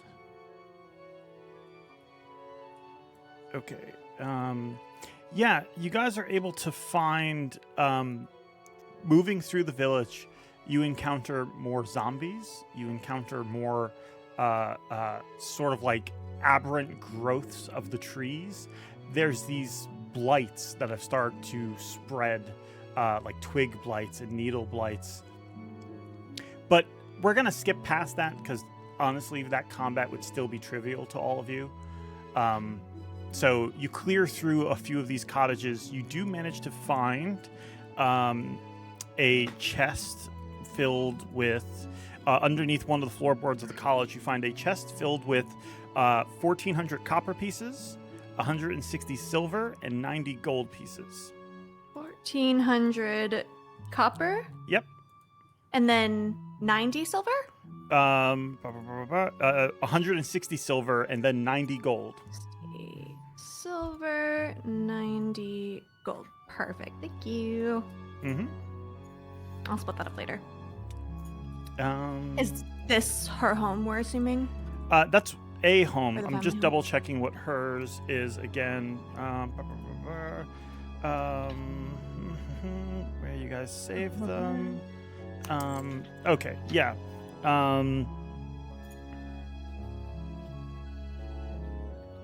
Okay, alchemy shop. There it is. Okay, one second. Alchemy shop.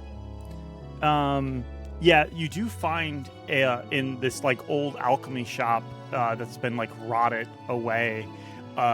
Underneath, in one of the bookcases, there's a hidden compartment that you were told about by Miss Dendra, and it has an emerald pendant inside worth 200 gold.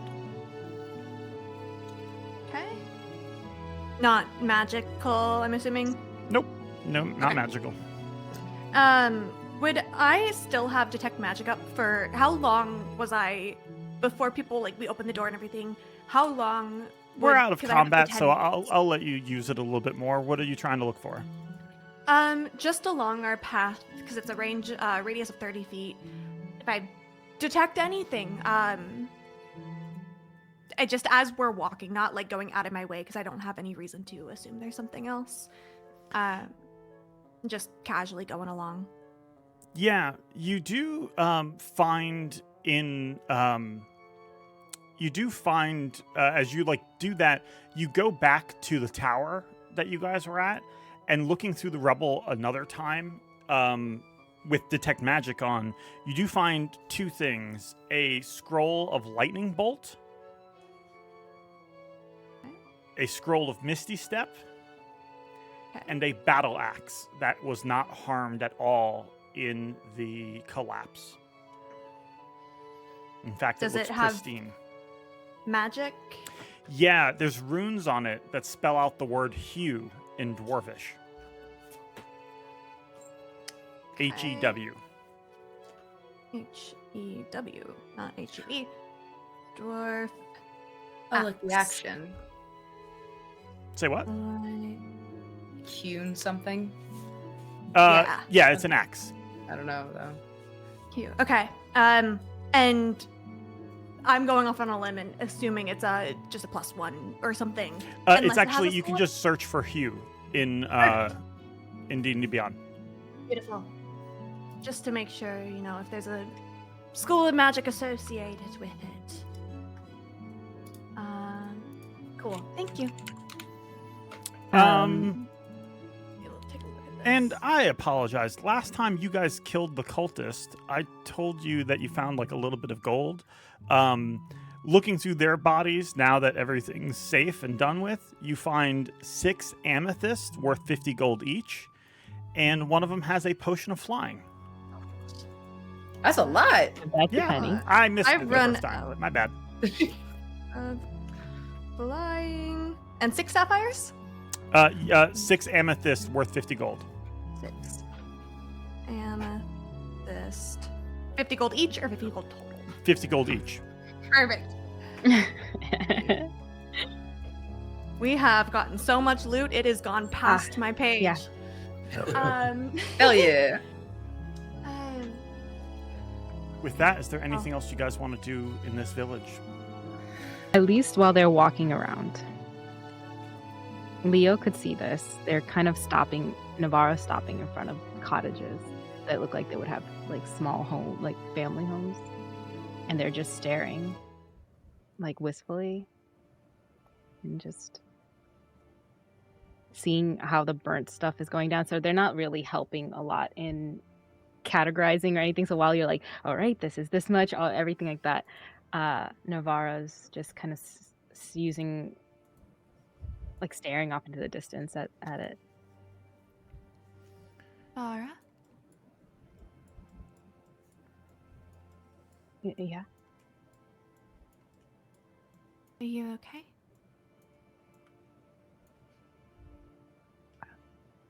It's this wasn't like this the last time I was here. Or not the last time. How long ago was that? Not that long. Which is frightening how much you can build everything up brick by brick, stone by stone, and things could still crumble in a day. I'm sorry. Do you know people here? If you want to share, of course. Don't blame me if you don't.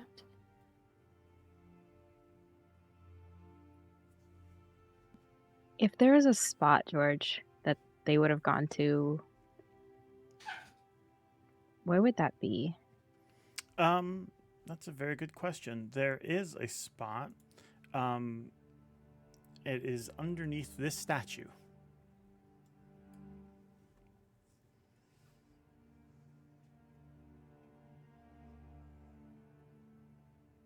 I knew someone. I think I did.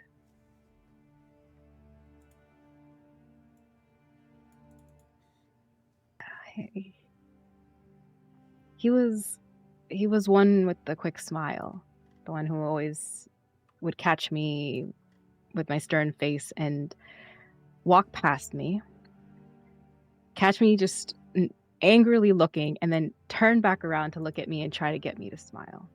And he would do that every day until it became easier and easier to smile before he came around.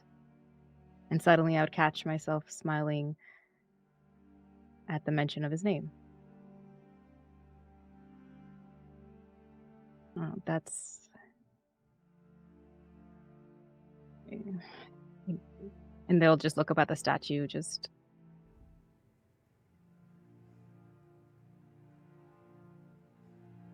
I I haven't seen him in a long time. Sorry. See him. You know.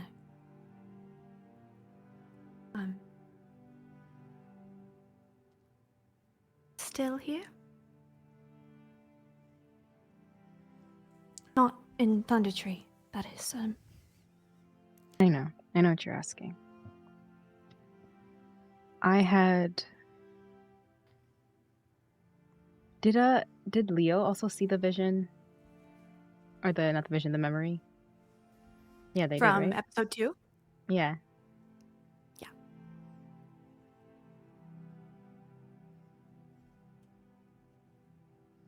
Leo, I want to add context that what you would have seen is, because if I remember right, the memory was of you coming here, correct, Navarra?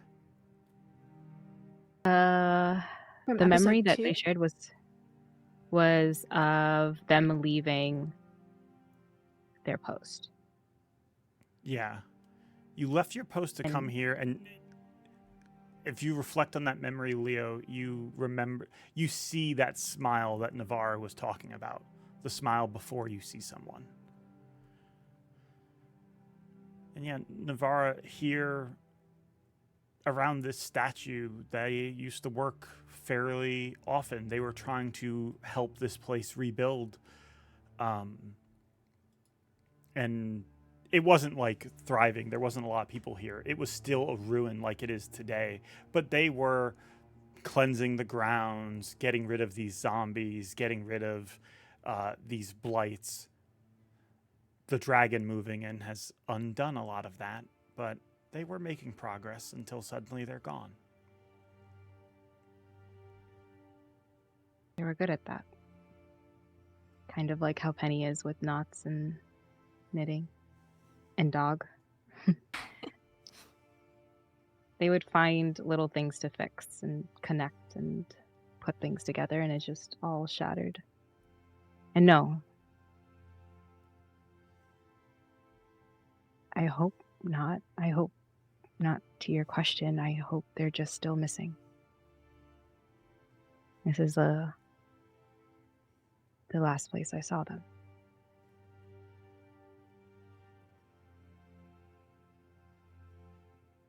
I hope they're just still missing as well, then. I understand. They will like pull out something to leave at the statue, but they'll look to Leo. Could I borrow some paper? Of course. I will pull some out, hand it to you.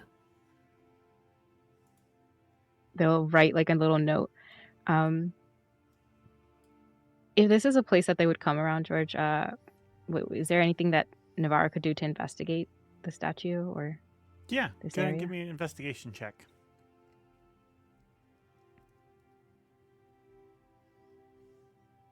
The 6? What are You look looking around for? and it's just more worn out, overgrown, tattered remnants of things that used to be. You start writing this note. What are you writing?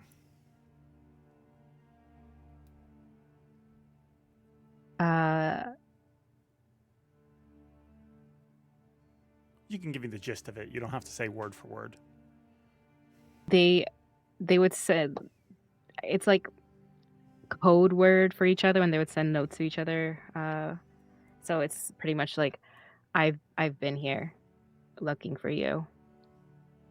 Find me in Phandelver. You do that.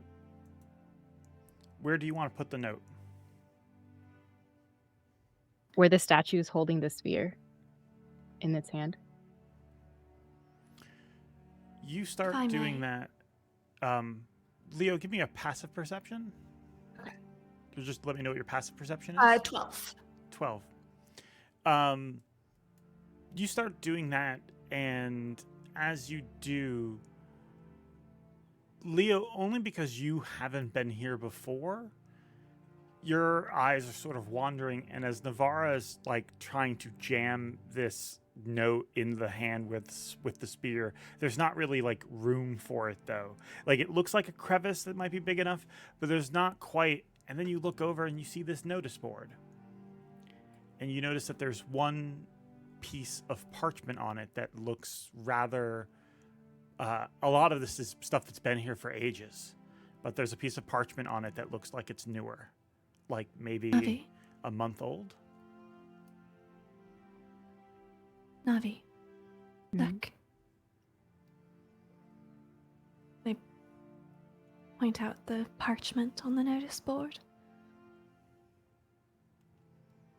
What is that? Don't know. But it doesn't look as ruined as the rest of here. Go over What- and Navarra, as you Pull it. approach, you must have walked past this thing like a dozen times when you were looking for them.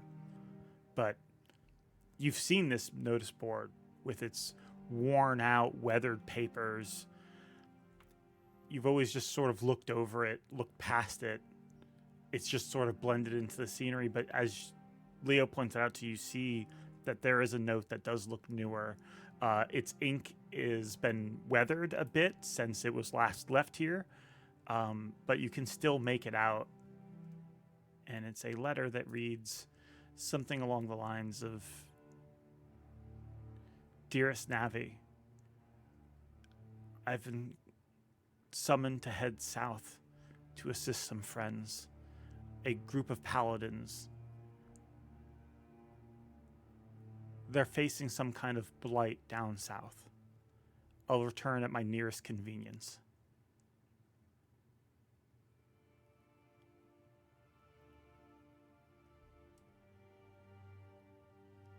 How does this make Navarra feel?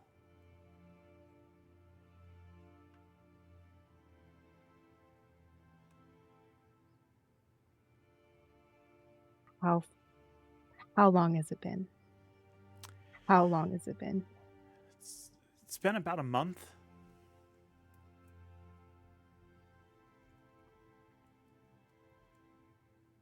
Since you last saw Navarra them. like clutches it and what just like almost scrunches it, like crumbling it in her hand, her talons still out, and just starts crying against the notice board. Gonna, if you'll let me, pull you a bit away from the notice board and just to give you a hug. Their arms are straight down. They'll like accept the hug, but they're still clutching at that letter. One month? How many days? It's only a couple It's weeks. the rot, isn't it? It's They're taking care of it. they don't know what they're facing.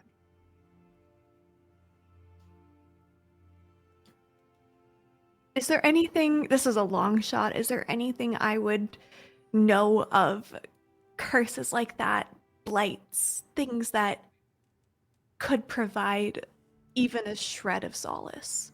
Give me an Arcana check. 21. You think on it, and there are blights like the tree blights that you found here caused by the dragon's presence. The undead left behind by a catastrophe that happened long ago.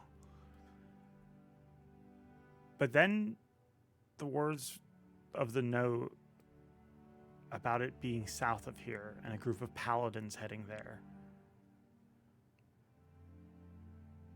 They were looking for a fight.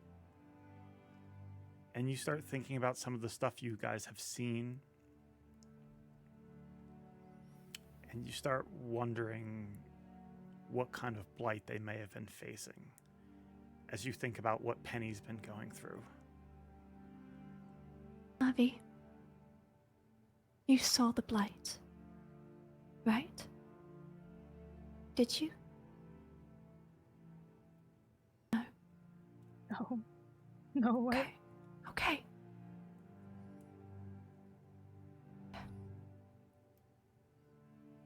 Okay.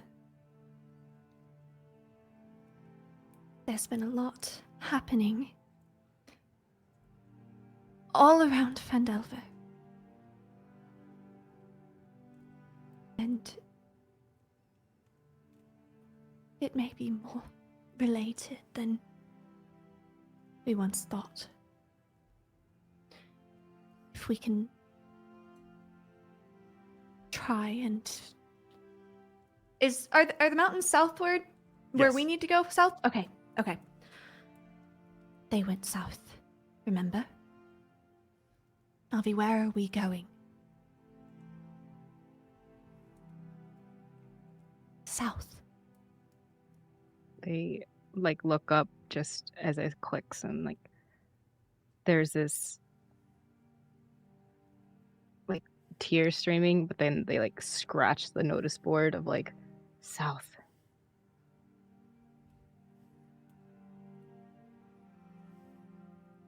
You're right. We'll find him. 1 month's not a long time. It's just a couple weeks. Just a couple weeks. I'm sure you've journeyed farther than that.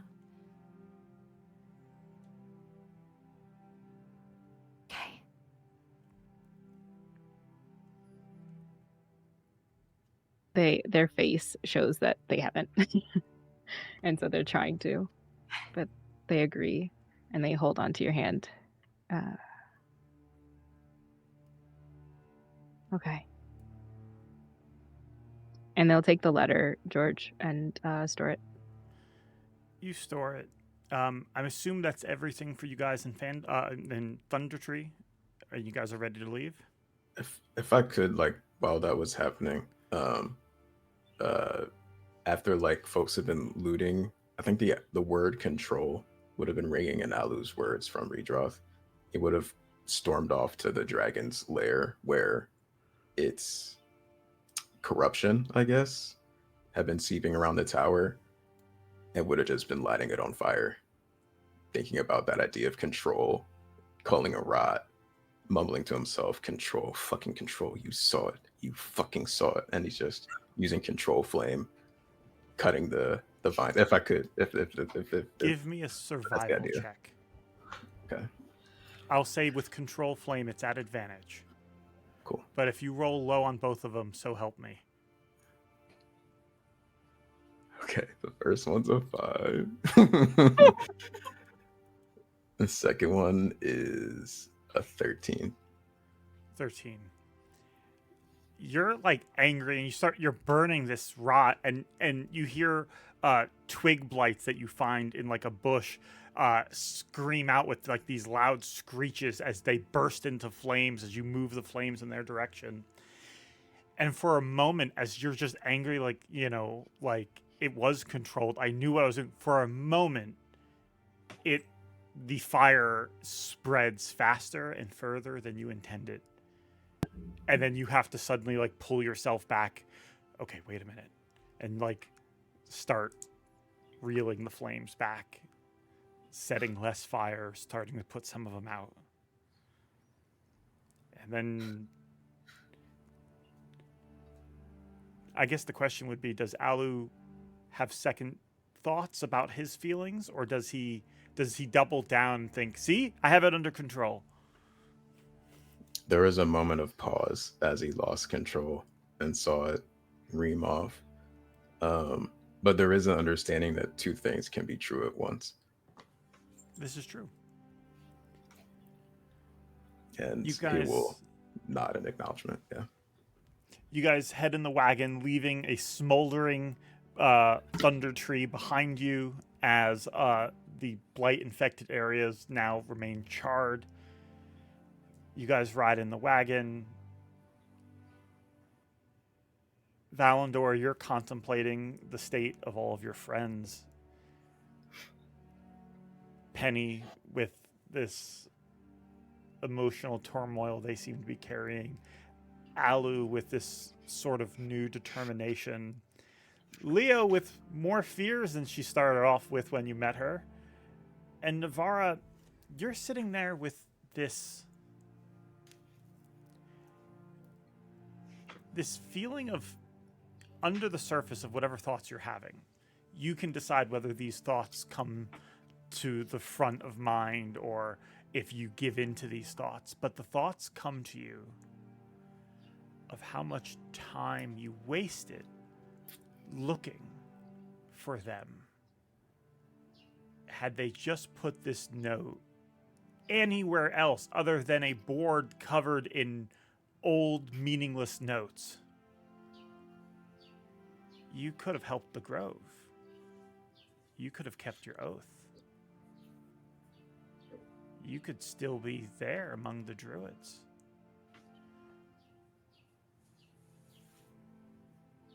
How does that make you Definitely. feel? Definitely Navarra is showing that, like, in the way they're stepping, the way they're opening doors or leaving, everything has like an extra push, like a little slam and a little gruff like motion. They're just aggravated, just counting the amount of time like that they spend walking past that notice board and this city that they've spent, this town that they spent so much time in, and just nothing. It's difficult when someone you care about does something, even if it's unintentional, to cause you so much frustration. It's hard not to blame them for it. Something for you to consider as you ride in the wagon back. You guys do eventually make your way back to the town of Phandelver. You guys are richer than you were before. You now have information on where this castle is, Cragmaw Castle. The question is, what do you guys want to do to prepare? Potions. Yeah, I think above table. Like, how many funds do we have total? Oh, I'm so We- glad you asked. Let's go, treasurer. Let me just. Okay, Treasurer well, time. Well, did everyone mark down 40 gold pieces each 2 sessions ago? Yeah. Yeah. Okay, cool. So today we have. Let me pull out my calculator.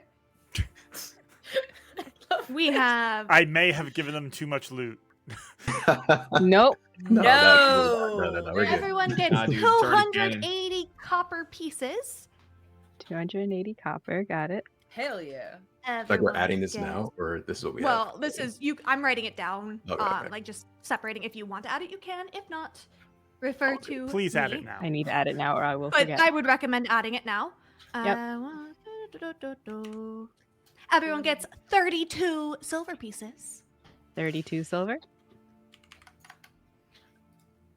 Everyone gets 18 gold pieces. And then, okay. Actually, sorry, 19 gold pieces. My bad. I forgot about the 5 gold pieces I marked before. And then there's a lot of things to sell. We have an emerald pendant worth 200 gold pieces, and we have 6 amethysts worth 50 gold pieces each. So that is 500 gold pieces worth that need to be sold. Can we find a buyer for all of those things? Probably not in the same shop, because I don't know how wealthy everyone is here, but we can go to the miners' exchange and see what they'll give us. In which case that would be 60 gold pieces per person. If we sell everything. If we want to sell things, I will go sell off all the gems. And that will be an extra 60 gold pieces each. I'm for it. All right. Yeah, I'm down for it as well. And then that is 79 gold pieces instead of 19. So then, as we get in, I think how long is the ride from Thundertree again? It's about, like, I'm gonna say 2 to 3 days. Okay. You guys would have So- camped. You guys would have rested. So everyone's long rested, if that's what you're asking. Yay. Yeah, just honestly, general Oh. time to be sat with her thoughts. Yeah. was Long my rest. thing. Like that long rest. So having gotten in, having had quite a long journey back home, a lot of time to go over and over and over her thoughts and her decisions that she made. That fugue state that she was in before has kind of come back and pull in. I'm going to go sell off a couple of things that we found. I'll bring coins back for everyone if we want to meet in the tavern or meet at my home or wherever. I'm gonna go for a walk. Okay. I'm guessing you want something else other than porridge. You should Porridge try would the be nice. enchiladas. They are really good. Maybe I will. And I'm just gonna go off and sell Okay. all the things. You head off to, that's not the right place. You head off to the Miners' Exchange. Hello. So good to see you again. Hello. I was worried you all left town in quite a hurry. I had a couple of things to take care of. I take it you weren't able to capture that fellow, the glass staff. About that. Last staff. Viziano. Is he now? And Did you he came kill him back. and leave him to die in his burning shop? Quite the opposite. Oh, well, I'm dreadfully sorry.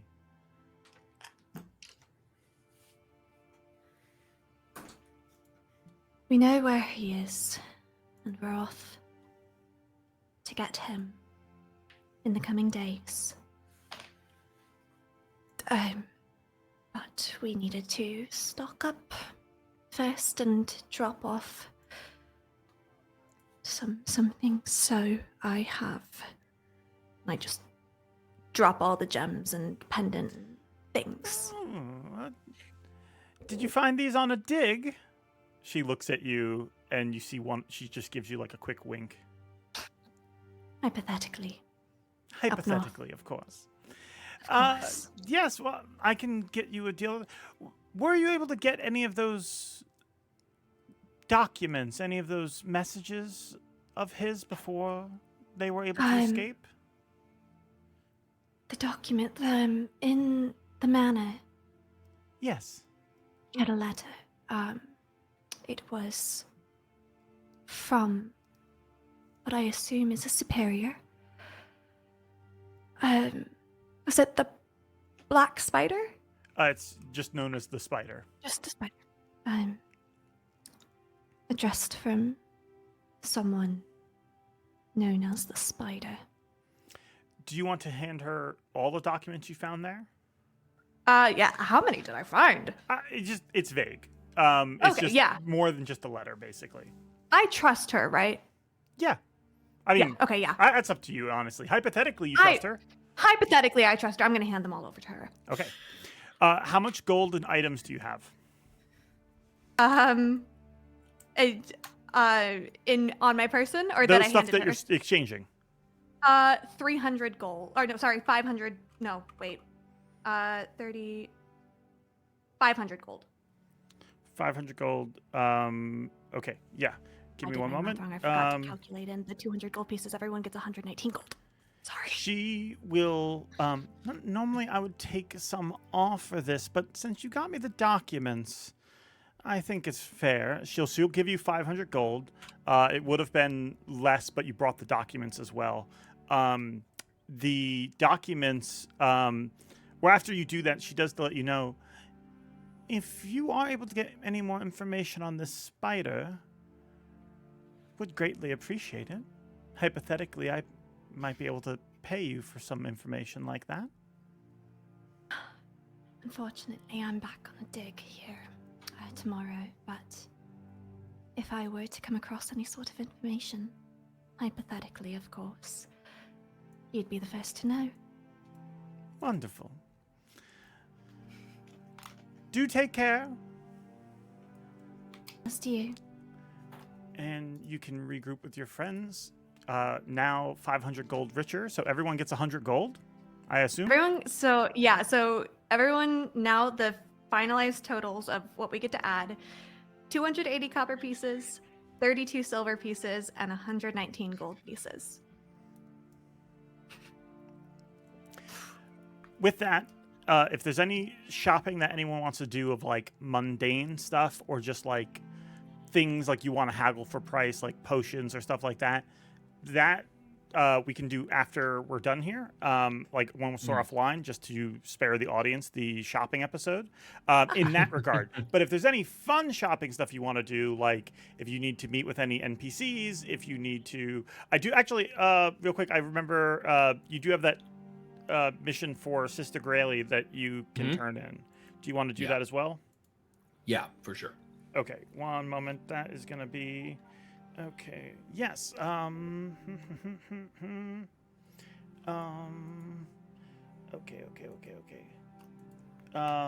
Yeah, you head over then to the Shrine of Luck,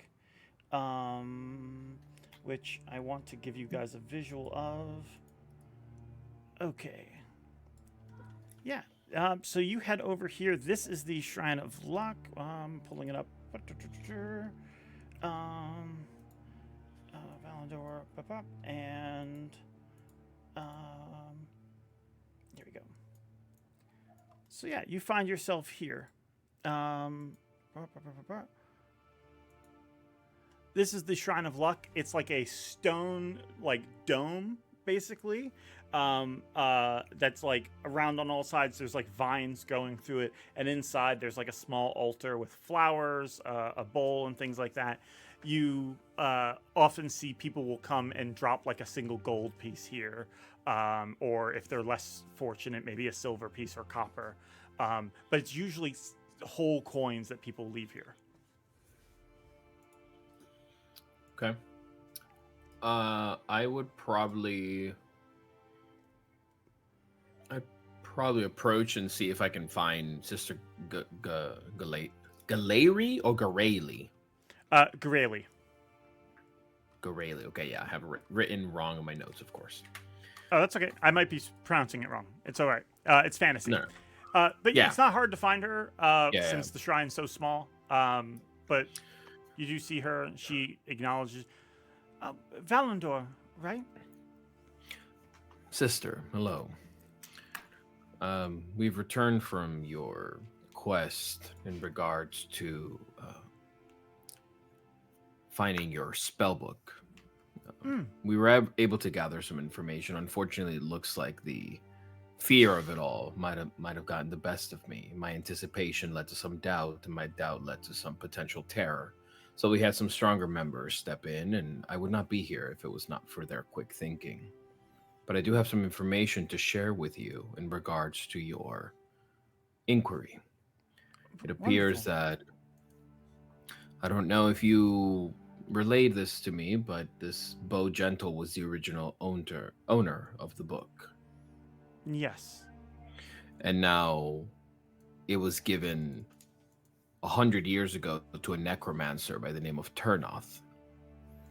Turnoth. Okay. We can... That's a good start. Did you mention where we might be able to find this Turnoth?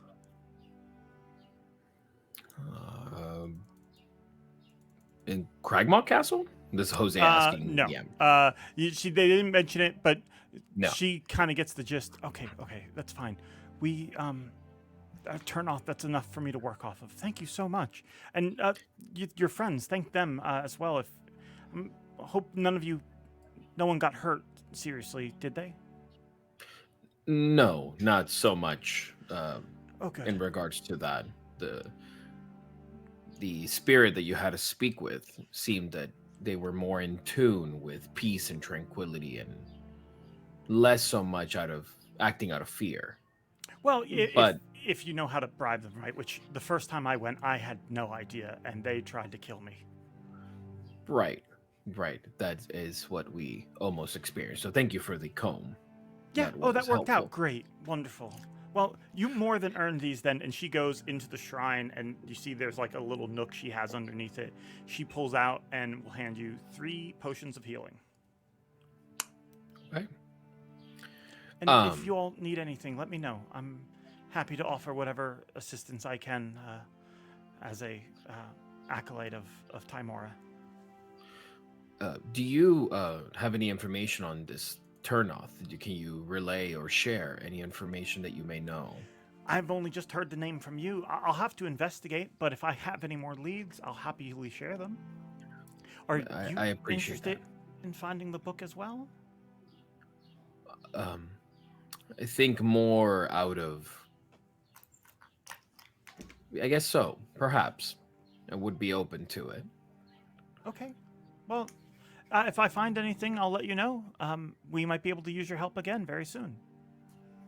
Wonderful. Thank you, sister. And as I sort of like talk to her, I'll fling probably like a silver into the bowl, the offering. Timora thanks you. Go ahead and roll just a d20. Okay. Okay. All right. 17. 17. Okay. You can go ahead and give yourself inspiration. Ooh. That's from Timora. Basically, you got some good luck. Nice. Okay. Anything else you guys want to do in town? Honestly, apart from like what we were kind of talking about above table, like potions or maybe like equipment, if there's anything specific we need, cool. But apart from that, if we're gonna go meet back at the tavern, then I'm cool with meeting back up at the tavern. Same, yeah. Yeah. Okay. Agreed. Smart. Yeah, you guys meet up back at the tavern. I assume that you fill in Sildar on everything, and that puts us. Where did my tavern go? Here it is. Okay. Yeah, I assume you fill in Sildar and everything, and you guys would be here then. Let me position everybody. Okay, you guys all come here, have a pleasant meal, relax, process some of the traumas that you've all been through. Anyone have anything special they're trying to do? Ali, Yes, Leo. what sort of weapons do you wield? Typically scimitars, light weapons. Preferably dual wield. What's wrong? I found a battle axe Hand in the axe. tower. Hand axe! Oh, hand axe! Oh! Yeah, it I've can be written used down one-handed, I believe. I'll just double check. Okay. Interesting. I found. So it didn't save in D&D Beyond. Let me just pull it up. Oh, it is a battle axe. Uh, I'm mistaken. My bad. Okay. Yeah. Oh, little sticks. All good. It's a battle axe, and what you know is that you do have the ability. Basically, I believe if you attack plants with this thing, Plants or wood. yeah, It deals max damage. yep. That's fucked.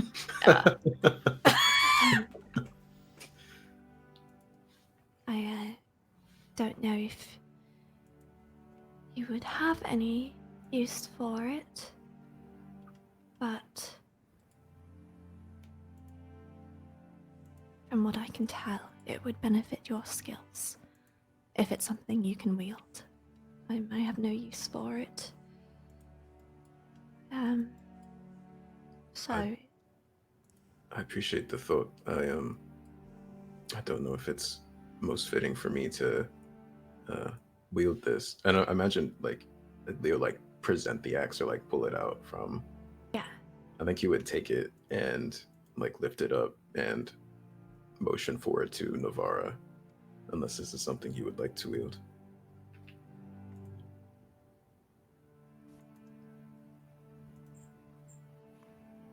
I want to be clear, that's the item from the book.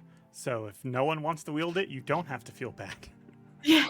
I don't know if any of us can, aside Yeah. from Navi, who already has like a weapon that's I- pretty damn perfect.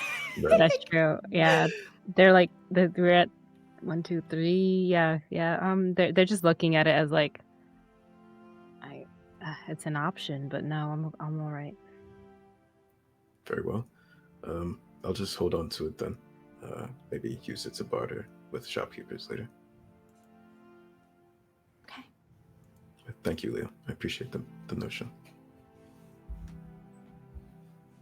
She's just like so withdrawn at this point. Don't think she's making eye contact with anyone. I think Alu, in like his way of trying to provide comfort, will think of like, I did not forget our initial promise to practice magic together. So expect me in the morning. Okay.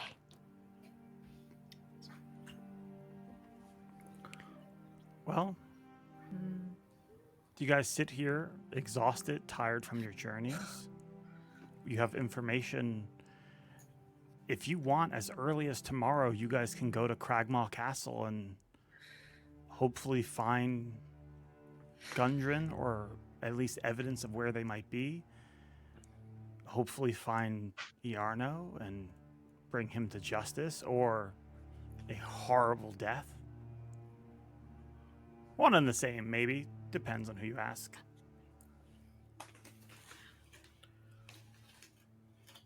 Anything you guys want to do or say before that happens? The Go oh, ahead. go ahead. Go ahead. No, go. This elder that mocked you, brought about you this side where she contests your will and your general disposition to help. What do you make of her? Was this to Alucor Navarre? Yeah, it's kind of like, it's like I say it to the table, but it's like Mhm. I would imagine wherever I'm sitting, it's like it's essentially kind of directed to both Alucor and Navarra.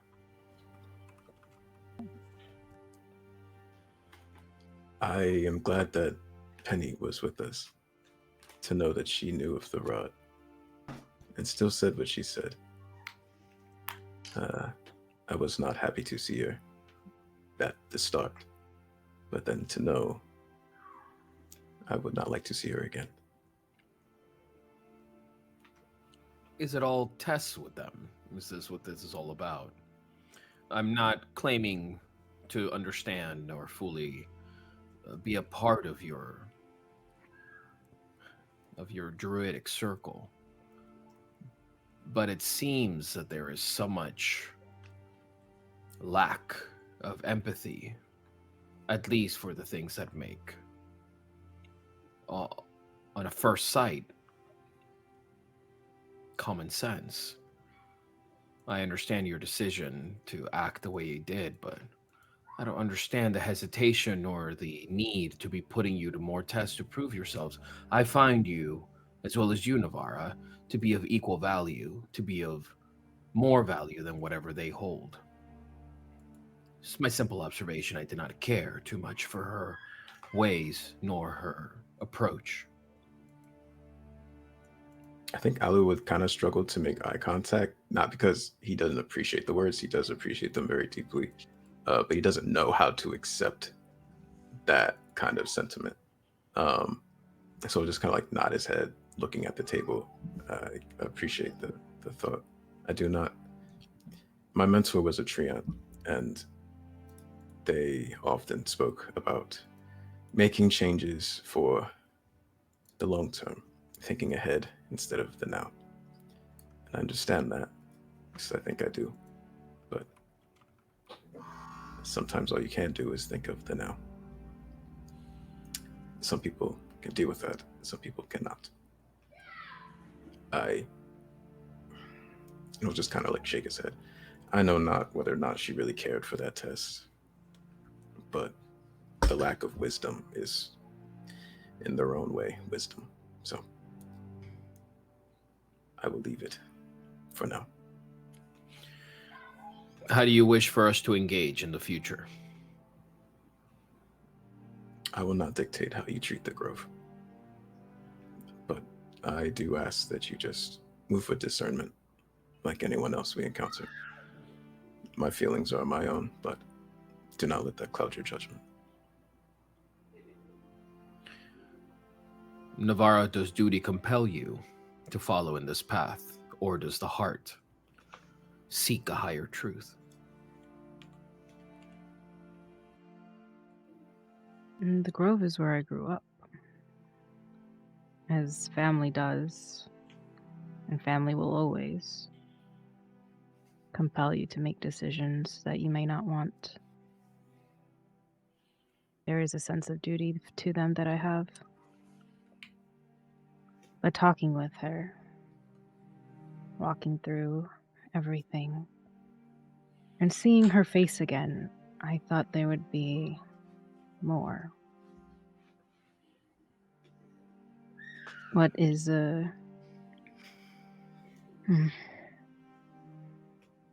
when a child runs home, you expect open arms, but that's not what we received, did we? So I don't know. I don't know yet. She is also only one of the elders, not the entire Grove. She's not every single memory I have had of that place, or of my parents, who chose to have me, but I don't know. Next time, if there is a next time, it will depend on how they talk. Or if I have my spear close by.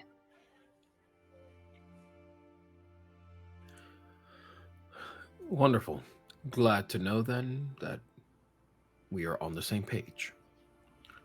We will move stealthily and with caution while also honoring your wishes.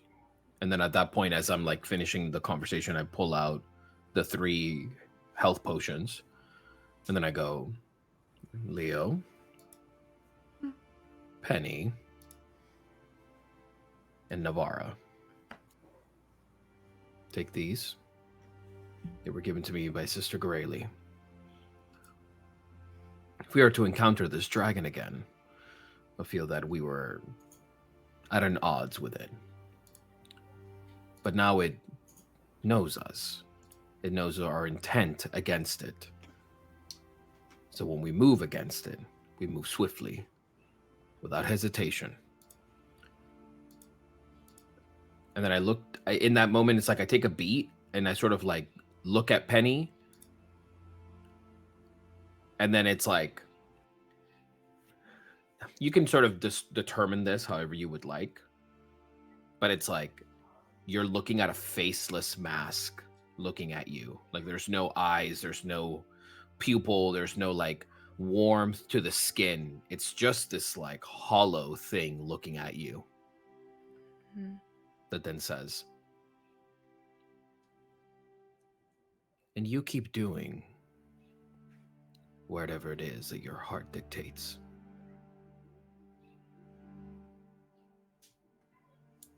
Penny nods. A little bit happy that she's at least made eye contact with Valandor, but also that there doesn't, in the mask that is their face, there's no fear or judgment that she sees. Pockets the health potion and tries to steal someone's alcoholic beverage. No, she's gonna go for Navarra's. Sleight of hand. Thank you so much. Shit. Navarro has like their hand over it, just like, How old are you? Like, what's going on? Legal. I'm so legal.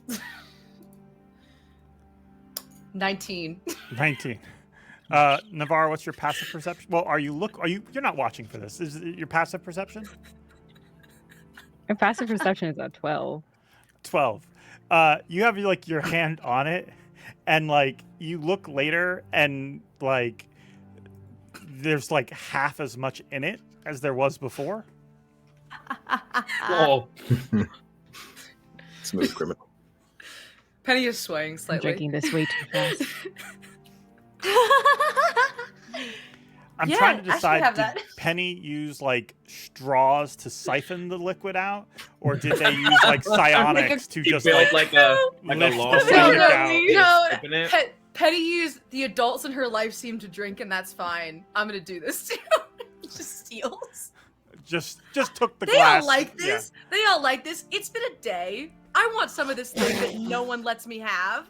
This sucks. It tastes awful, but like, you know what? It's Leo been a day. didn't drink a lot before a week ago. We're all alcoholics now. All right, con saves from everyone at the table, please. Oh Got shit! God, That's what's up. we all drink way too much. It's a 19 for Navarra. 18 for Leo. 10 for me. I think. Penny and Valandor? For drinking, Yeah. I would say that I probably maybe had like a drink, but Okay. not You know yeah, what? not in the mood of drinking too much. I'm gonna turn over to well, actually, would I still have my last portent die? I know we've technically like long I rolled a rested. nat Yeah. 20. Don't touch me. I would still, I'm gonna no. I'm gonna because Alucor is next to me. I'm gonna turn over to him and just say, "Still in the morning?" Yeah. Absolutely. I'm gonna tap you, and you actually rolled a nat 20.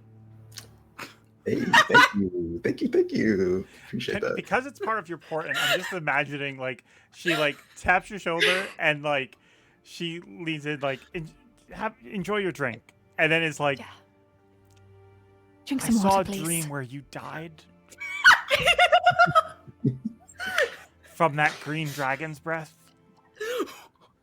I'm glad that didn't happen. Like something like that. Yeah. Yeah. Sobering Really glad thought. that you're here.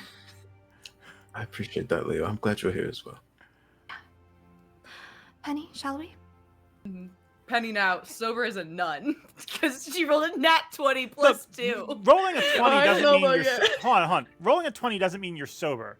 It means What am I? you You're managed not to drink hungover. a healthy amount to not get still have fun but not get hungover or sick.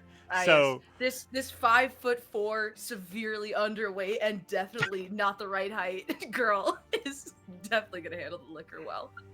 Do I notice? I don't know where I put it.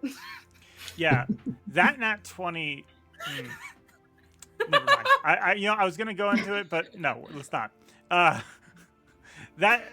Okay. You guys go and have a fun night of drinking back and forth.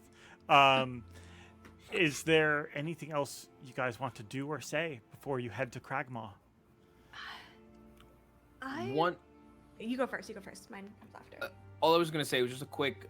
After all of it, whenever I would say Alucor and Valandor are heading back, I will make it a point at one point to just say, you know, it's been some short time, and I think Leo and Penny are a welcomed addition to this thing we're undertaking.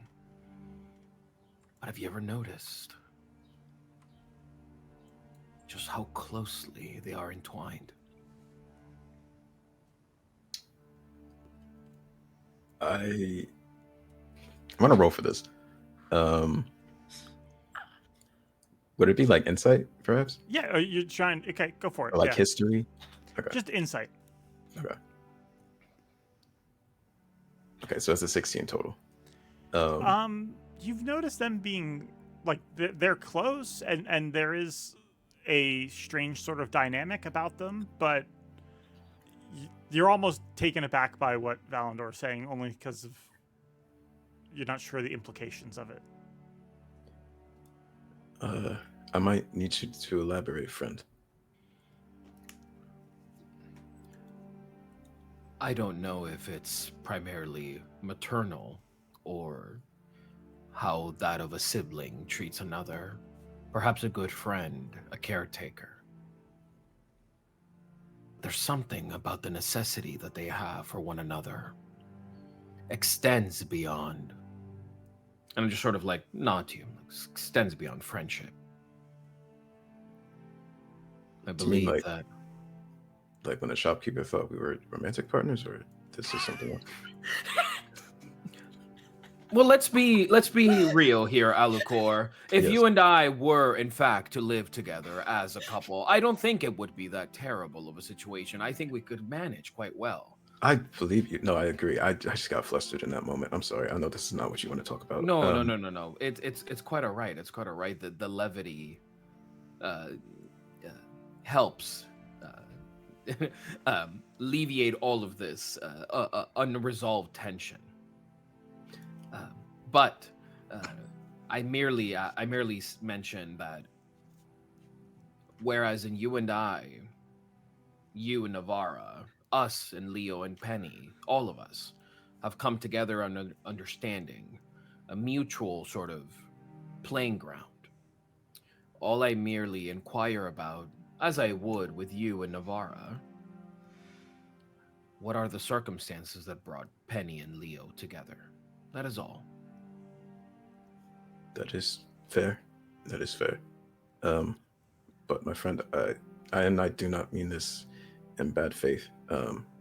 We mentioned this a few days ago that we would address it. So please feel free to reject if you want to now, and we can talk about it later. But you probably remember back when we saw each other's memories. Well, I softly mentioned the idea of talking about what I saw from your mind. I am still curious, but I would not want to ask more if you were uncomfortable. Valandor kind of like stops. And you see like if maybe we were walking side by side, I would think that you like probably did like a couple of steps ahead and then he stayed behind. And there is this like thing where Valandor always carries himself to the best of his ability without really sort of acknowledging the sort of social boundaries that we all place ourselves within. And there is always this sort of direct line of communication matched with that hollowness from the face. But there is now this twinge of like anticipation met with like slight fear and like a manic. You see he like what did you see, my friend? And he's twirling with this like ring on his finger that you've seen him troll with time and time again, but now it's sort of like correlated and connected. I think Aloe would very gingerly step forward, understanding that there's like this shift in energy. What I know from what was shared from my mind were my most worst memories. I would assume it was the same for you. And for that, I do not judge you. I want that to be known. Well, I do appreciate it. I don't think it would be wise for us to judge the unfortunate events of the past out of necessity or need. All I will say is the entire course of my life was changed that day. For as well of intentions I had, they were not met, and the universe had other plans for me. The threads of fate woven in such a different path that I was not ready for it. So I keep the things that remind me of those horrors close by, and then I flick the ring back and forth, back and forth. I will nod his head. And in his pouch on his side, he'll pull out a rattle. It's made of dried gourd, and it has holly beads tied to it. And he'll spin it around a little bit. I can understand difficult choices being set on paths that you may not be prepared for. So, know that on this new path, you are not alone. Much like you've been on my side, I will remain by yours. Valandor kind of like walks now in this like not renewed, but like a sense of comfort. And he says, "You know the Harpers?" Could I roll for history on that? Or were the Harpers wide enough known that you would know? They're wide enough Sure. known. Okay. Yes, I'm familiar. I wanted to be the best of them. I wanted to stand by with my sister. And just know, on that night, many things changed. But it was an accident, my friend. It was all an accident. Wrong place, wrong time.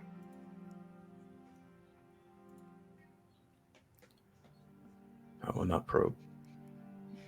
If you want to talk more, I'm here. Know that. Even in the most difficult moments. Valandor like keeps kind of flickering, then he goes, "Never thought we'd take on a green dragon, though. That is definitely something new." And live to tell the tale. It's quite the feat. Well, I mean, for you, I was crushed by an entire ceiling, and so was Navarra. You know, Sorry, my yeah. knee is completely caved in and swollen. I can barely Yeah. escape the ringing in my ears. But apart from that, yes. I am so sorry. Yes, you're right. But I'm glad we made it to this moment, at least. And then Valandor kind of like stops in the middle of that joking, and he says, "I may not know you as well as Navarra, nor as your parents or your dearest friends. But you don't have to apologize to me. You walk a path of righteousness, and I see it. And though my focus may not be ever lingering upon a certain individual, enough for them to discern what my feelings are, I speak the truth, Alucor. You don't have to apologize to me." I think Alu will feel like a heat kind of like go through his body, like a fire reignited, like a challenge to be accepted, especially on like what lies ahead. And those words will like ring in the ears, completely erasing what Redroth had said about control and having it and how to manage situations. In that moment, he is believing everything that Valandor is saying.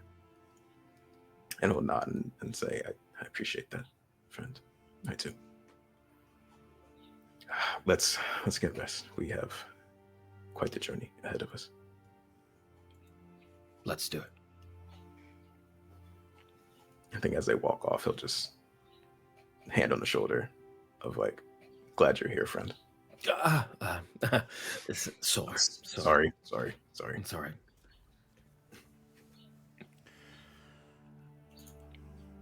Anything else from anyone this night before?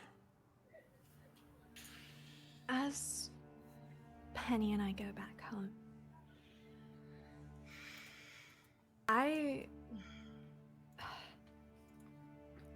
would like to spend as much time as possible in the evening trying to find anything about either Penny's condition that I witnessed a couple days ago in my library, or what I have now come across several times as magic that isn't perceived as magic. Like, to me, it feels like magic something is happening. Be it the blight, be it Penny, everything. I'm not detecting magic in any way, shape, or form, but this is not natural. So I think as they get in, Leo is in her office just tearing through books. This is the first time where she is in control. She is in her domain. She feels a sense of safety and security, as she knows she is within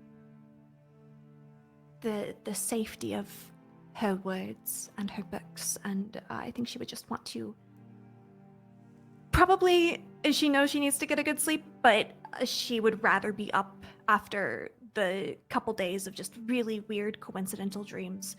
She's just gonna keep trying to stay up and thumb through books, try and figure out anything from what she has witnessed over the last week and make sense of it. Give me Arcana check. I should have saved that nat 20. Oh, it's okay. 24. But 24. alcohol. 24. Thank We're goodness. good. I rolled a But 19. alcohol. I like that. You flip through pages of books and various tomes, digging through everything you can. The only place you find something about like changes to someone's flesh like this, there's a book that describes like demons and abominations and things like that have this ability to change a person's flesh, to change them in the ways that, like, sort of this is how demons were made, is by these changes. This doesn't sound quite right, but one thing that alarms you as you look through this, it refers to these changes as being permanent.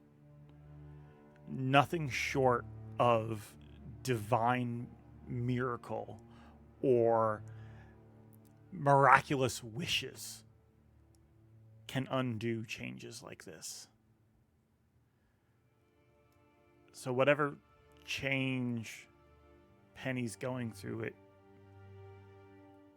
if it takes hold, it might never let go.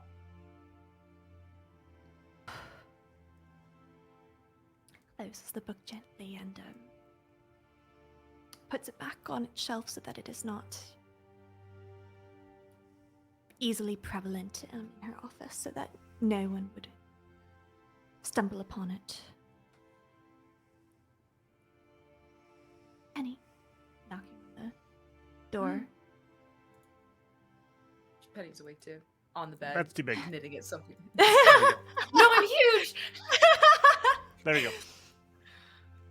Just knitting at something again. As she is wont to do.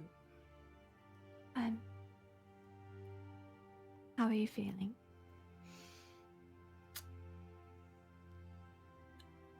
I think that the longer we get from yesterday, it gets better. And the less I think about it, it gets better. Okay. We're not gonna. We fought a green dragon. I don't think I'm gonna need to do that again. No. Hopefully. No, what you Um, did was incredible. Something I never expected.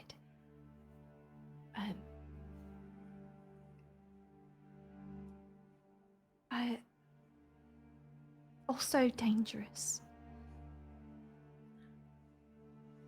Yeah, but I mean, Navarre ran into a building after a dragon, and I mean, And I you almost casted fire.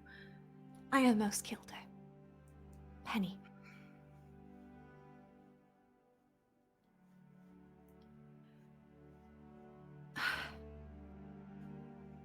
What I am trying to say. I'm gonna walk over and just sit on the bed next to her. I don't want to clip your wings.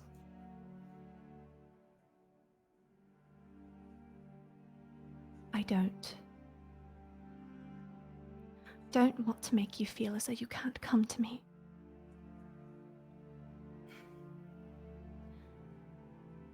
I just want to keep you safe. But keeping you safe doesn't mean keeping you in a cage or on the ground. I don't know what is happening with the world, and I certainly don't know what is happening with you.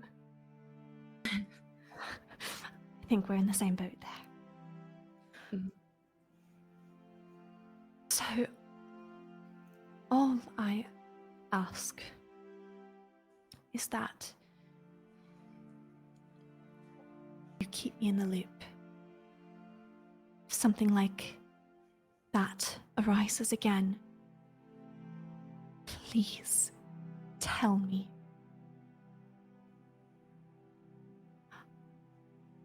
I'm not afraid of you, and I never will be. Okay? Okay. Can Penny insight that? Yeah. Excellent. As I go do that. Are you lying to me? 18. Now, Leo's being very genuine. There's fear in her eyes, but it's fear of the unknown more than anything else. It's late at night. She just spent a lot of time in her office.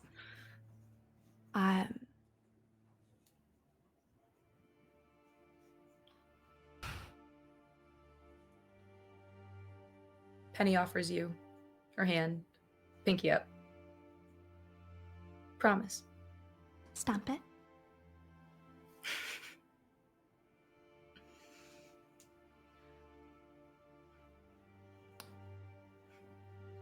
We'll figure this out.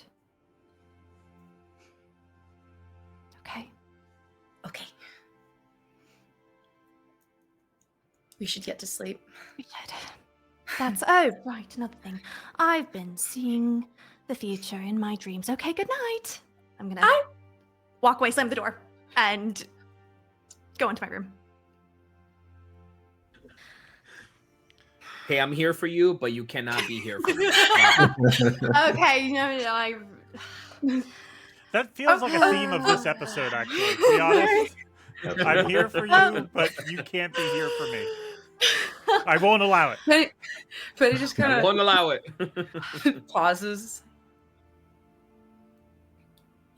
I'm sorry. I'm sorry.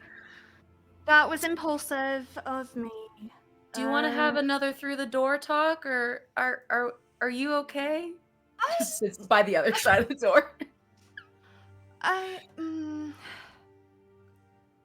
If you don't want to look at anyone, I understand. It's kind of hard. I'll sit down, back to the door.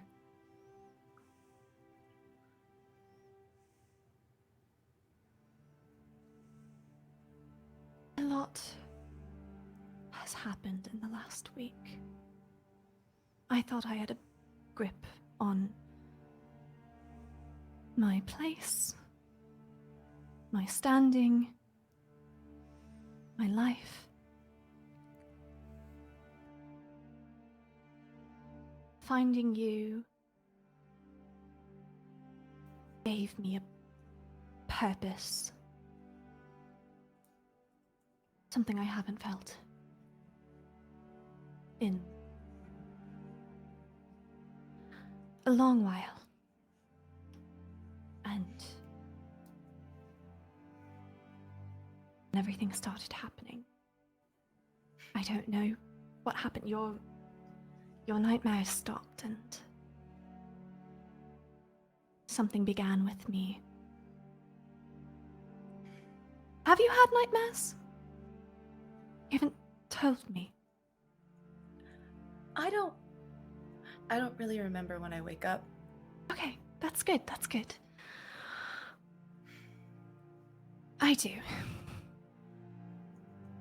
That can see the future? The other day, when we went into Iana's store,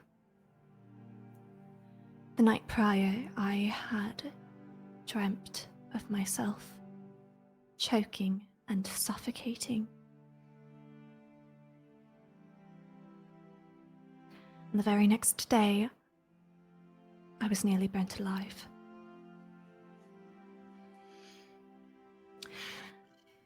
Before we fought the dragon the night prior, I saw someone choking in a cloud of gas.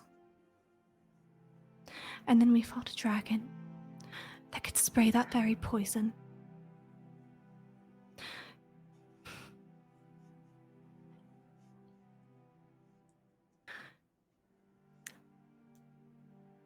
And it scares me. Penny, it really, really scares me.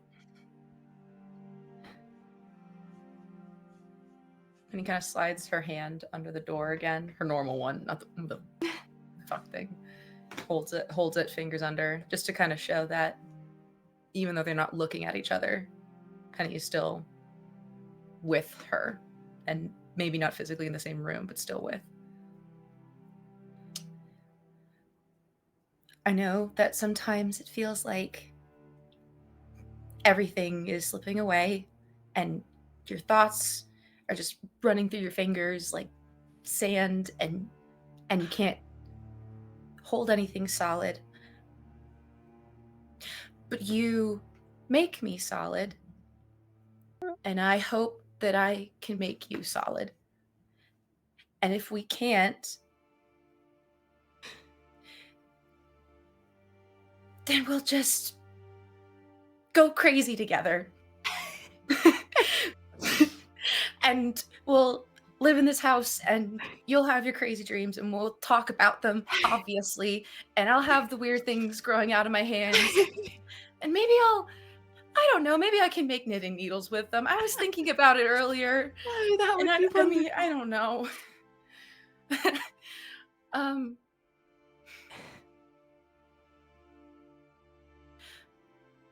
What we have going on with us is not something that we picked. But we're choosing how to react to it in the best way that we can. And you taught me that. So whenever you have your weird dreams, we'll talk about it and we'll tell everyone else and they can be on it. And I know that, I don't know, we only met them like a week ago, but they seem nice and they seem to like us. I think so. Even though we're crazy.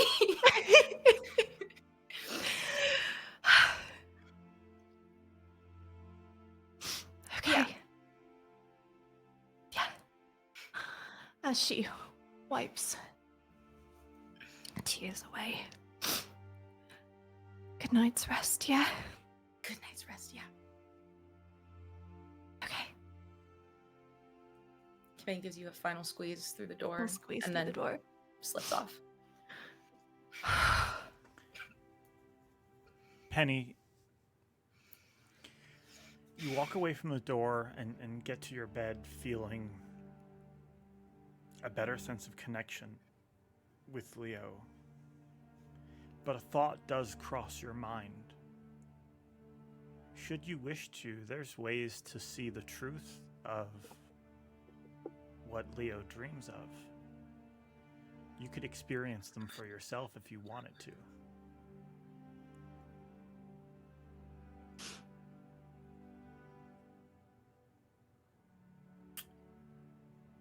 Penny sits down, has that thought in her mind as she's knitting, passes, but keeps popping back, and she keeps on knitting this thing.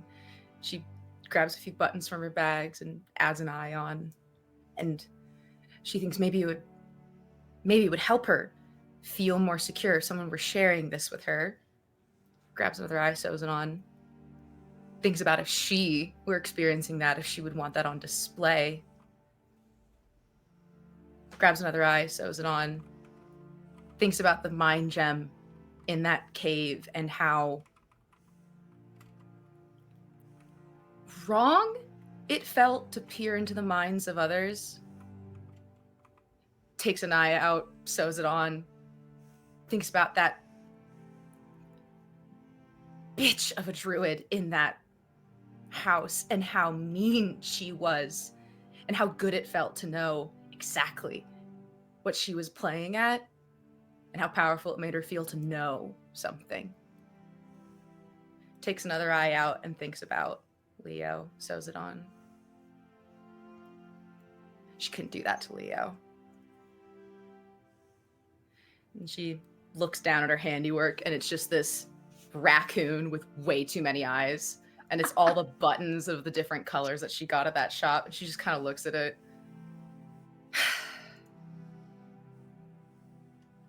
I don't really know what a raccoon looks like. Why did I...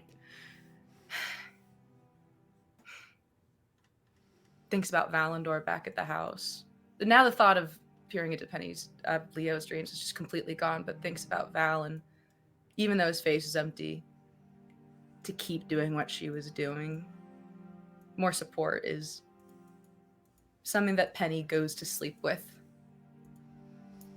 Feeling even though Valandor doesn't know the whole truth, he's giving a blessing in some way, and Leo, who knows everything, is also going through something, so Penny's going to have to be solid for everyone. And she goes to bed. Elsewhere in town,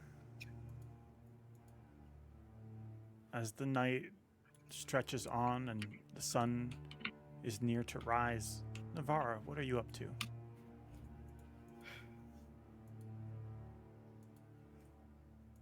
In the last couple of hours at the tavern,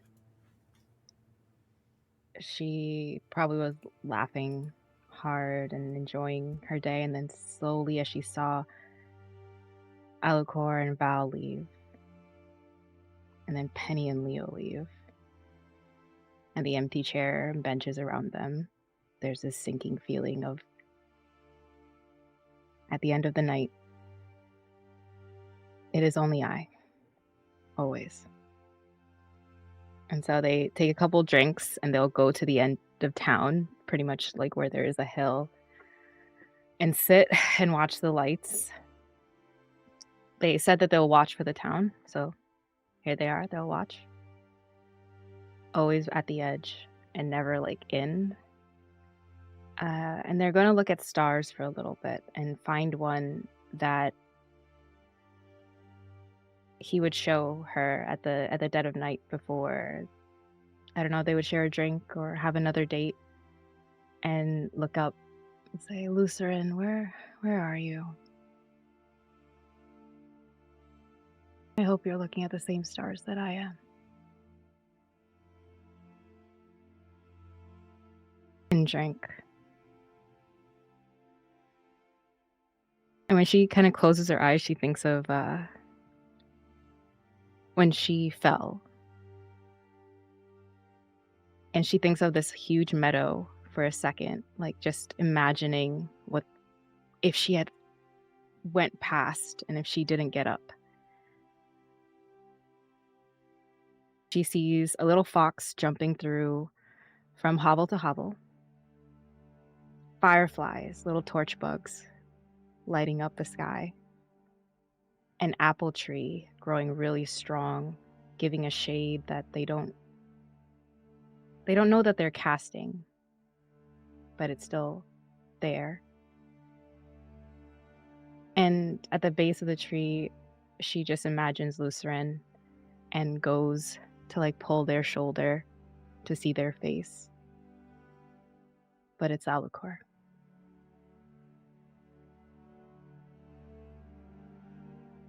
She just like shakes her head,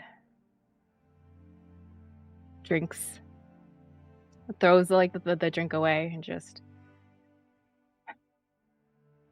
tomorrow, and then goes back to the tavern. You all get a long rest as you have many emotions and thoughts and bonds between each other to contemplate. Next time we play, you guys will be going to Cragmaw Castle, where hopefully answers await you. Hopefully an enemy who you're after awaits you as well. But for now, we will end our session. Guys, that was fucking beautiful. All of you, like, I didn't even need to be here for the last hour. I could have just left. You guys could have let me know. I could have just left, and you guys could have just taken over. Because, But George, did we level up? absolutely not. Dragon! Yeah, We almost killed it! You didn't kill it. We got so We did a lot of damage. Yes, So we did did. he, though. So did he, though. I don't know what And you're you talking downed about. two Yeah, party that's members. harassment. He was a bitch. He ran away. Yeah. Right. We could have had him. Right, yeah. Right. We will see maybe next time. But for now, that is all for our wonderful session. Again, guys, that was amazing. Thank you all who have been watching. Please do consider, if you like the stuff we're making on this channel, showing your support, leaving comments on the stuff we post on YouTube and things like that, joining the Discord and telling us about the show. We love fan art. As you've seen, we go crazy over it. Man, we ended on such a beautiful note after starting with the most traumatic fan art that we've ever had. The story in our What a control. Yeah, just What a ride. just We made awesome. George cry. Thank you for this fan art once again, Levy. And for all of you watching, please, again, consider supporting us in any way you can. The best way you can support us, though, is by scanning this QR code. We have been nominated for the Crit Awards for Best Upcoming Twitch Channel. We've only been streaming since November.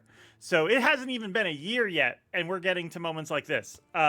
So we really love the support for Best Upcoming Twitch Channel, but we've also been nominated for Best Series for Fears and Fortunes, which will be airing on Wednesday, Best Lyrical Song of the Year for Fears and Fortunes, and for Best Player for Howdy Love Darlin', who is absolutely killing it in Fears and Fortunes as Sly.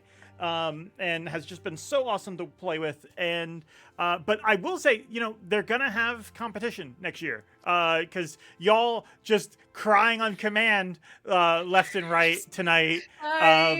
It was so good, It's my so only skill. good. That's all I know how to do. But yeah, if you like what we do here, consider voting for us. This is the last week to vote, so scan that QR code. We'd really appreciate it.